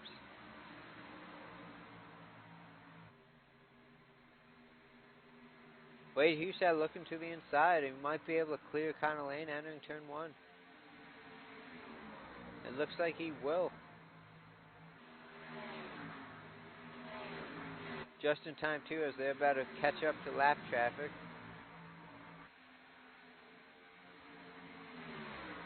Going to be 30 laps to go this time by.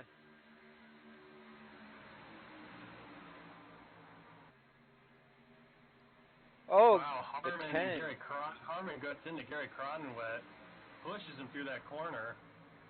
That's going to jam everybody up. Let's see if we can get a Pushes him replay. to that corner, turns Cronenwet a little bit sideways. Cronenwet saves it, gets back into Harmon, who hit the wall.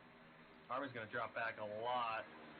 Slowed down Springer a lot too, having to avoid that. So it's gonna we see the bump entering the corner, then we see another bump in the middle of the corner, getting him very loose. And then as he steps back on the gas, that last bump was Harmon collected it to the wall and then clips Cronenwet again as Cronenwet gets straightened out. So it just kind of slowed everything down. Lemon's gonna be able now make a move on his teammate. Watching it from Springer's view, and oh boy, Mike Springer got very lucky there. Going back live, Mike Springer entering turn 3, going to dive to the inside of Cronenwet.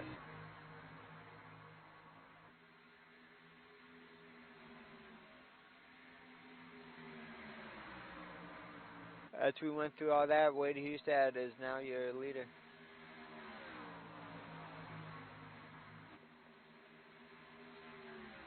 Working past that lap traffic nicely. It looks like it's now a two-man show as the next driver behind Connor Lane is 2 seconds behind.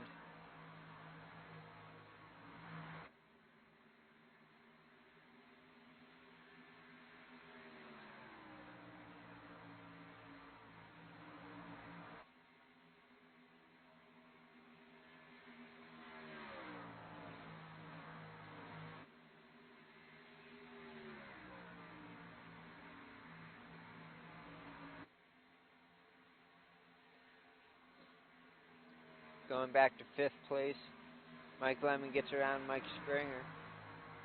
The Mike and Mike show for 4th. John Mullins is in the mix. He's currently in 6th. Chris Lucky, another driver whose night has been pretty steady, is currently in 6th. And it's getting pretty spread out here. Wade Hustad pulling away from Connor Lane. And then you got a couple of lapped cars. So now it's only one lapped car between them and Gary Cronenwet as they start working their way past Dustin.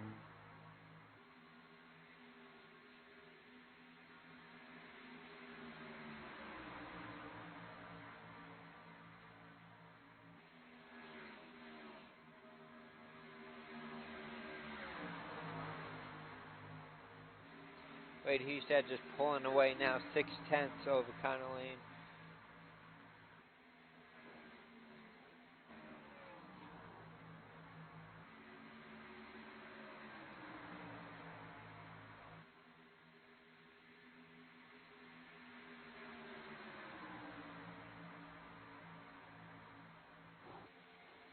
This nice battle for 3rd happening. Mike Lemon, Gary Cronenwet, Mike Springer, Chris Lucky, and then Thomas Harmon all the way back to 7th, battling with John Mullins.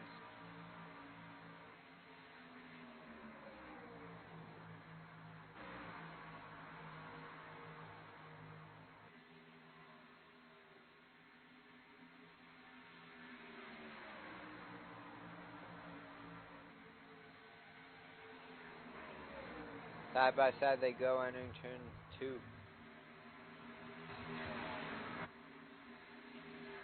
Mike Springer able to make the pass. Now he's able to set his sights on Gary Cronenway and that number 10.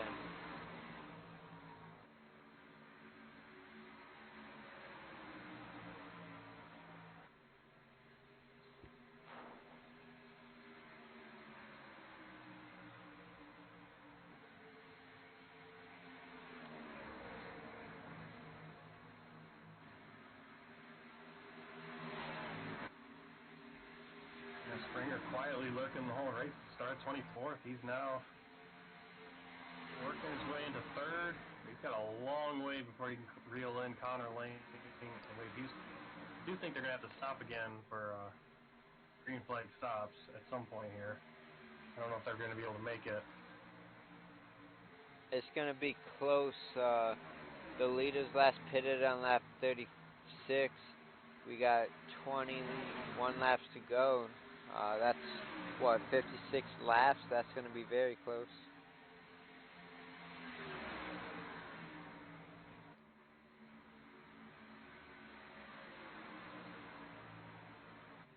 This turns into a fuel mileage race.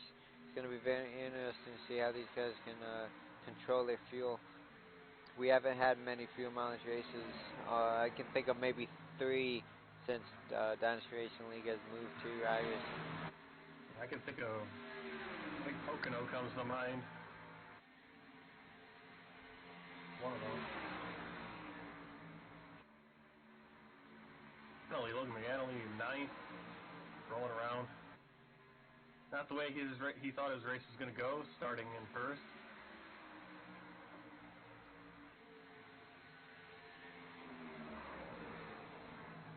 Mike Springer being ever so patient, as it looks like he will be able to clear him for 3rd.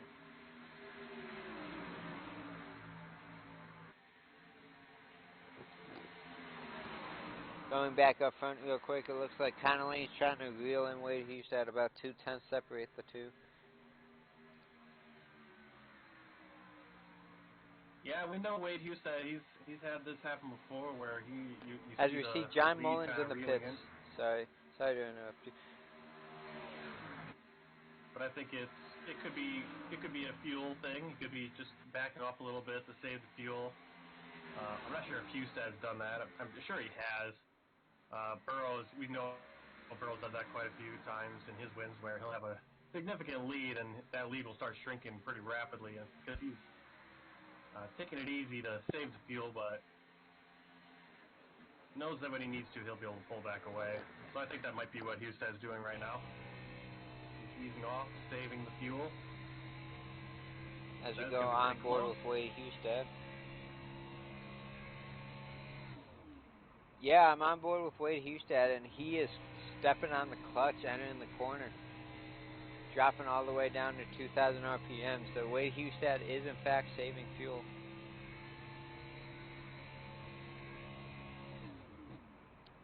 Oh yeah. As you guys can see on your screen, he's he's only doing it for about half the corner though. As you go back to Connor Lane, let's see what he's doing. He's doing it as well. Not quite as much as Wade Houston, but they are both indeed saving. Let's see if we can ride on board with Mike Springer real quick and see what happens.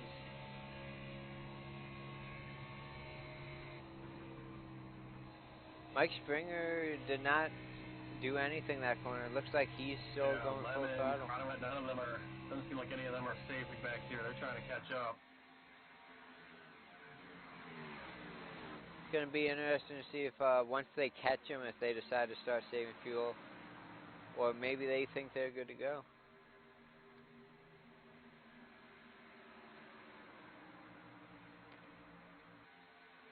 Well, Houston and Lane, they have that gap, so they can afford to do this right now, afford to save the fuel.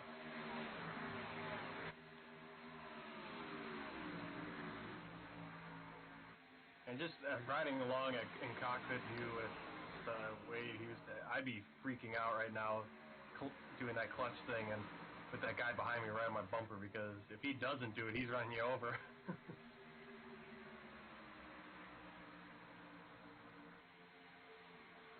But you can see them doing all that has allowed Springer and Lemon to catch right back up to them. So now the question is, does Mike Springer have the fuel? Do any of them have the fuel? And it looks like Springer's going to go by because I think it looks like Connor Lane and Houston might still be pushing in the clutch there. Let's see what Springer does this time around.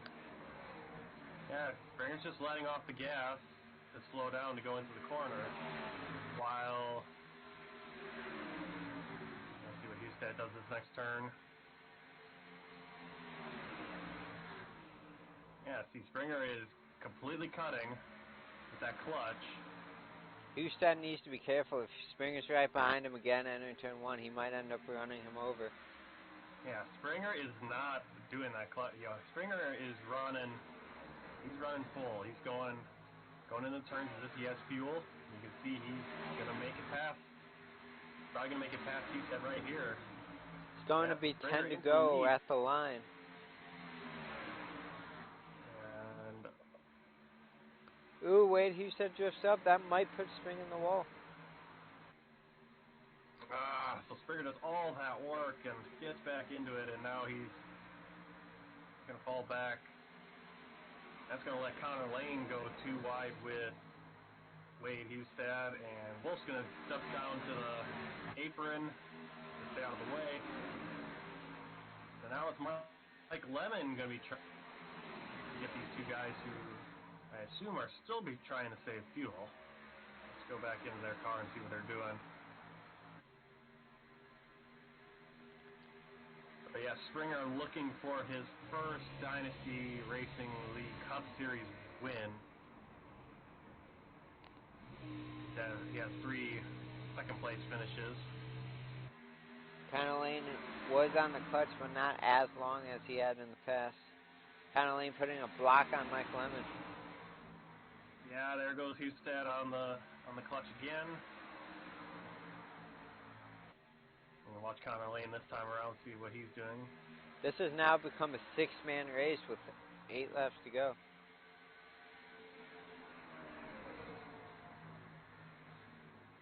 Yeah, Lane stayed off on the clutch there for quite a bit of time. If this thing stays green, it's going to be a photo finish. Wow, Lemon and Springer now battling, and neither of them clutching. So they kind of got these slower cars right in front of them. And here's Chris Lucky and Thomas Harmon now. Oh, it's getting dangerously close. Oh, 3 wide. Yeah, Springer had nowhere to go and that's going to send Lucky into the wall. Lucky able to hang on, though. He didn't lose much. Lane just came over and said, hey, chill out. But Lane, you got to understand, you're letting off, you're completely clutching there and really slowing down. Those guys are coming in with a whole full head of steam. They're not doing the same thing as you. And that's what I kept seeing. That was my fear. And here's Mike Lemon in the lead now. 6 laps to go. Lemon have the fuel and have Wade and Connor saved enough to do anything now. This gap has benefited Wade Houston. Yeah, Springer again getting the raw end of the stick, falls back now to 6th because he just had nowhere to go as he came up on Hustad and Connor Lane using that clutch through the turns. Logan has pitted. Eric Wolf is also in the pits. Yeah, Hustad still clutching in the turns. He's able to stay right there with Mike Lemon, though. Mike Lemon has to be concerned. Yeah, Lane is not doing that anymore. So I'm going to stick with Hustad here, see if he does it again.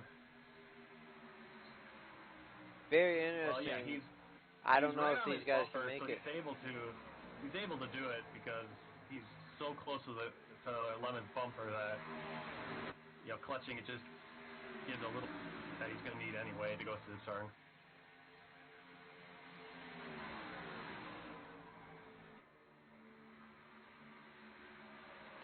Mike Springer hasn't shown anything since being hit and sent back like he was. He's just riding along in 6th now.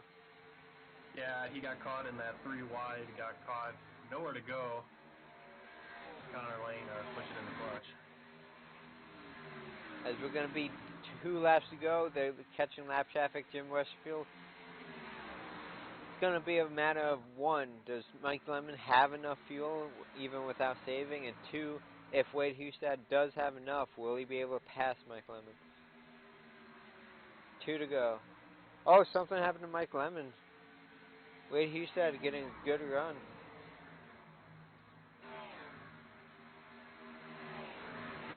Yeah, we also have to remember Lemon is Grand National Series driver, so he doesn't need to win this race.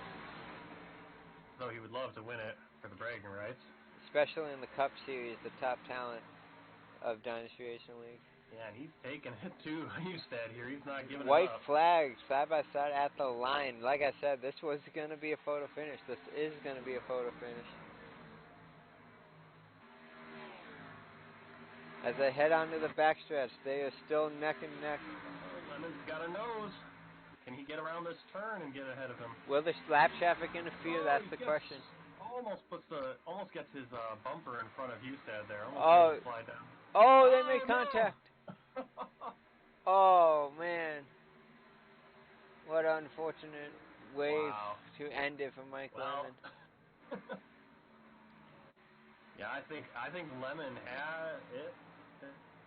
I got to see if Wade drifted up or maybe Mike Lemon came down. As they enter turn 3 here. Yeah, that's the question. It looks like just ran out of gas. He's asking Lemon, how did he do that the whole way without having to save? It looks like Wade Hustad came up. Hustad slid up. Yeah. Kind of just a natural slide up, not like nothing egregious. It's just Lemon kept that car held down. He was trying to force Hustad to have to back off, and unfortunately in that situation, you got to realize that guy's on the bottom line. He's gonna make contact with you and move you.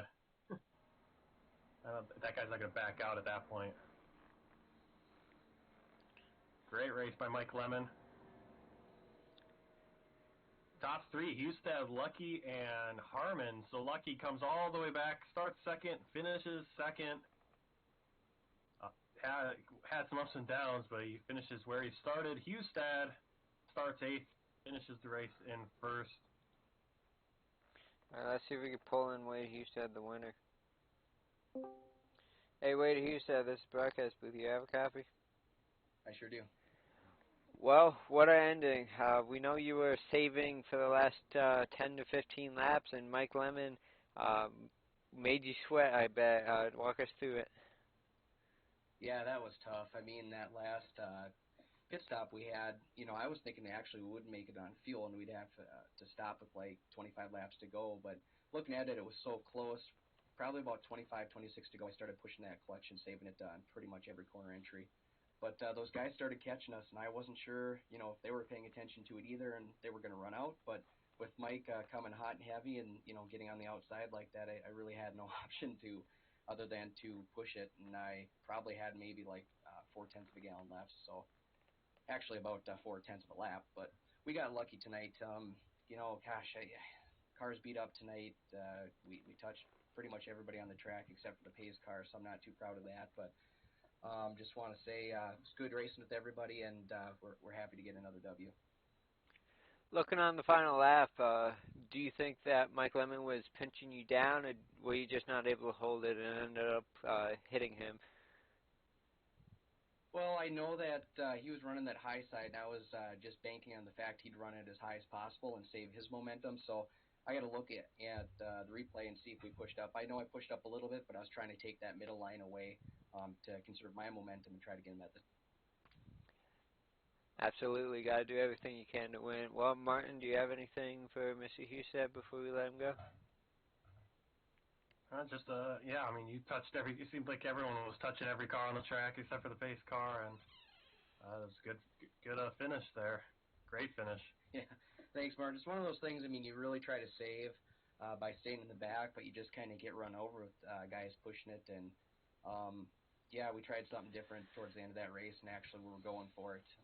We lost too much time to the leaders on that first stretch of green flag laps that we had earlier in the race. So thanks, Martin. Thanks, JP. I really appreciate it. All right, before we let you go, do you have any other shout-outs you'd like to give? Yeah, I just want to thank Fatal Concepts. They do a great job for paint schemes. S2R, the teammates that we had tonight. Joe had some bad luck, but it's really good to see everybody racing as a cohesive group, which is nice. And we have some other guys that are joining us too, just to keep us busy and talkative during the race. So I just want to thank S2R. Awesome, Wade. Well, congrats again on the win. It was a long one, so get some rest, and we'll see you next week. Yeah, sounds good. See you, JP. And that was Wade Husted, your winner here tonight. Yeah, he kind of mentioned it there, how it's like they trying a different strategy there, saving fuel at the end of the race. And I know Mike Springer and Connor Lane kind of getting into it right now over the in-race chat, kind of, hey, why are you, Connor Lane was the first one that kind of chimed up and said, hey, why'd you bump me there? And it's like, well, Springer's like, hey, I had enough to go, and you kind of kept stalling out there a little bit in front of us, saving the fuel. So All that right. kind of made it interesting right there at the end. Well, let's continue with these interviews. It is getting pretty late. These guys all probably want to go to bed, so let's pull in second place finisher, Chris Lucky. Hey, Chris Lucky, this is Broadcast Booth. You have a copy? Yeah, I got you guys. Well, Chris, you started tonight in second place. We talked to you early in the race. Towards the end, it looked like you were going to have a decent top 5 finish, and then a little contact there between the two leaders brings you home in second. Walk us through it. Well, I think I could have won the race. The 10 was more interested in blocking than running a respectable lap time. What a slide job on me I'm not happy about. And then the 5, I don't know if it was netcode or what, but fenced me there with a few laps to go. If it wasn't for that, I follow Lemon through, and I think I win the race because I was done saving fuel, and I had saved plenty of tire. I was the fastest one out there with 10 to go. So, but whatever. I mean, second place is good. Kept it out of trouble all night. Kept the tires on it. Kept the fenders on it. Absolutely. It was a great run by you tonight. Were you correct with your statement earlier about was there a lot more grip by the end of this thing? Yeah, I mean, we've only got 550 horsepower to work with, so there's always going to be plenty of grip. But yeah, there's more grip than if you were to run this during the day. It really doesn't make a difference at this point. If we can keep it green, we could start seeing different strategies form, and it would become more of an interesting race. But Yeah. overall, I mean, it was a pretty good race, pretty good night. Yeah, that last run we had was 55 laps. Great finish for tonight's extended race. 200 laps, not normal length for all of us. But Martin, do you have anything for Mr. Lucky? Yeah, you kind of said that Lane got you there late in that run. Yeah, that situation there. It was kind of Springer. You and Springer had nowhere to go because both of you guys you had enough to go, and Lane and Hustad were definitely saving. They were pushing the clutch in, going into those turns, and it kind of all just got stacked up. And Springer went down low, made it 3 wide, and Lane bumped you, and that kind of bumped you out of having the opportunity for the win. That was an up and down race. You kept it clean. You kept the fenders on and everything, and you started in second. You dropped back, and you got back up in front and had a shot at it. So great race overall. Yeah, thanks, guys. I want to give a shout out to Thomas Harmon. I trust running with that guy probably more than anybody else, and we ran real hard there late in the race. That was the funnest I've had on iRacing in a long time. So. Yeah, it looked while like the package isn't the best, it does provide some close racing. yeah, it looked like a lot of fun out there. Even though I am still not a fan of this package, I'm glad you guys are able to put on a fantastic show for not only you guys, the drivers, but the viewers out there. And without you guys, the drivers, we wouldn't have this great league. Yep, the league's all you guys. We just show up every week, so thank you for all you do. Absolutely, man. Well, congrats again on the second place finish. Your hot streak continues. with a win, now second. We'll see you next week and hope for another top 5 finish from you. All right. Thanks, Martin. Thanks, JP. Have a great night. You too. That was our second place finisher, Chris Lucky.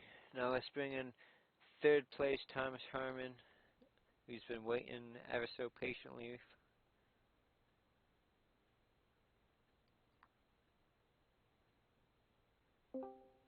Hey Thomas, this is the broadcast booth. Do you have a copy? Yeah, 10-4, I got you. Sorry to keep you waiting. We know it's pretty late, but third place, not too bad tonight. Started 6, led some laps. Walk us through it. Now, after seeing Logan on that first long run, I kind of would have been happy with second, but when I saw that he got damaged, I guess he black screened, hit the wall, I figured I had a shot for it there. And then Wade and Eric got together, and I'm like, man, Wade's going to make this easy for me tonight. But then I was kind of saving my stuff, saving my tires on that last run there. And then when I was trying to get by Gary, I figured he was going to fight me. And I was trying to guess where he'd go, and he was trying to guess where I'd go. And I ended up getting a piece of him and almost turning him. And it damaged the front of my car and brought me all the way back to 8th. But the damage on the front felt like it hurt a bit, but it allowed me to not being a little bit slower allowed me to save fuel so I could literally run out as we were crossing the line.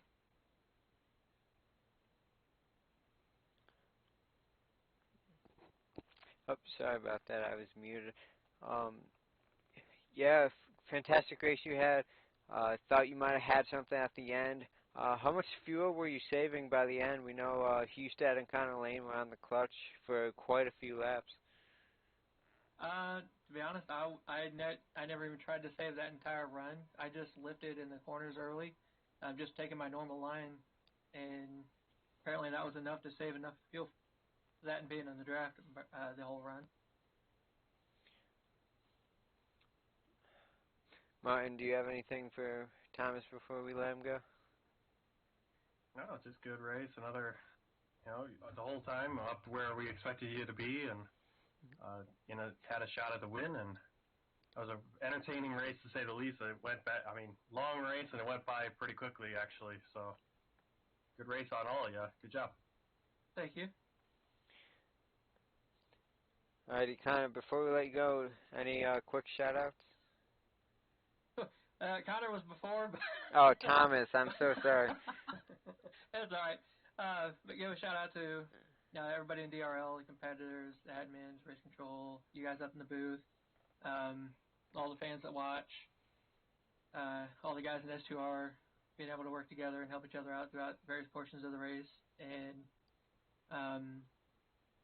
Admiral being on the hood, and with it being Memorial Day, for all the soldiers out there that put their life on the line for us. Awesome. Well, congrats again on your top 3 finish, and we'll see you next week. Yep, I'll be there. Thank you, guys. Have a good one. Alrighty. Well, I actually want to see if I can pull in Mike Lemon, get his thoughts on that finish there.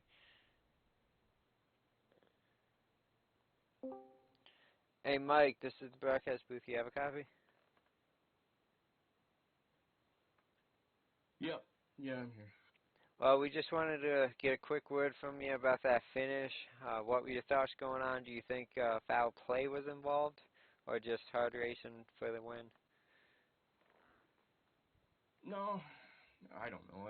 Just hard racing, I think. I watched it.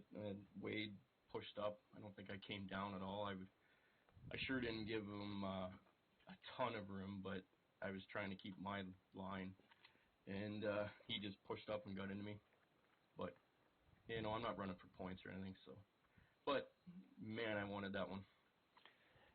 Yeah, we saw that Wade and Connor was saving for about 15 laps. It looks like you and the other Mike Springer, were not saving. Mike Springer got bottled up a couple times. And then you had a great run there at the end.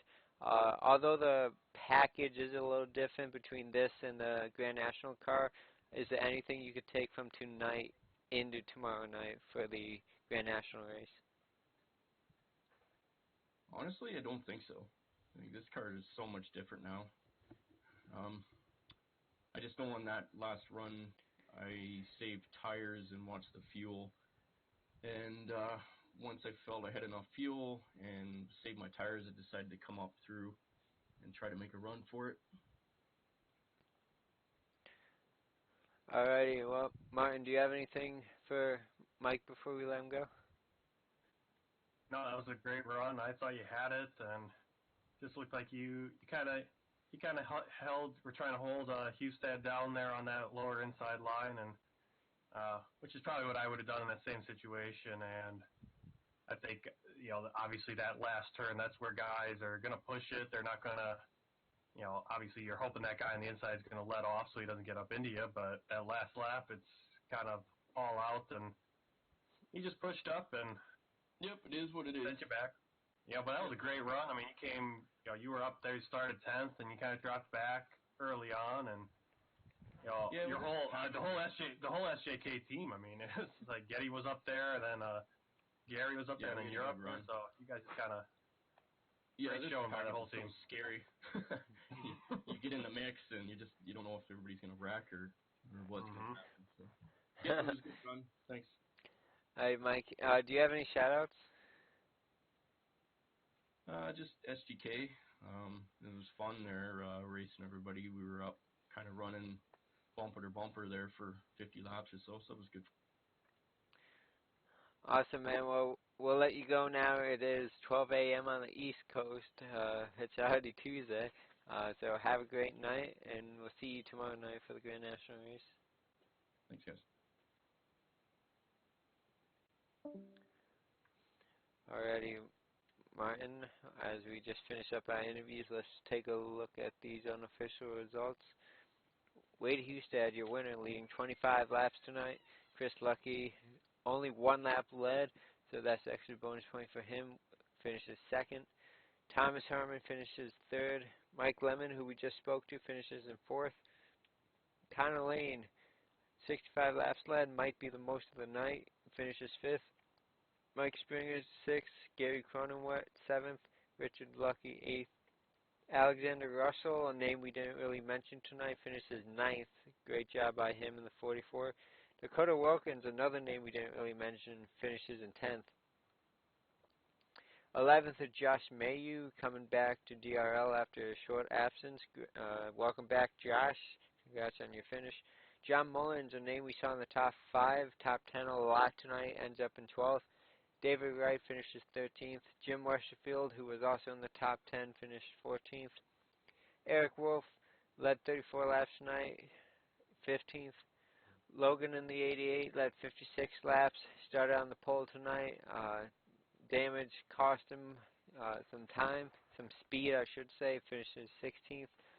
Dustin Musil finishes 17th.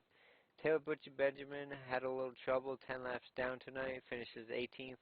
Gaddy Buckner finished 19th. Anthony Burrows had a strong vehicle, ended up in a bit of a wreck, finishes in 20th. Jimmy Hebel finishes in 21st. Richard Springer, 22nd. Joseph Helt had a bit of bad luck, just ended up in a wreck, finished in 23rd. James Lorello, 24th. Chris James, 25th. Chad Presnell had some technical difficulties, finishes 26th. The next race of the DRL Cup Series will be at Pocono for 80 laps on the 2.5 mile track. Be sure to tune in next week for that.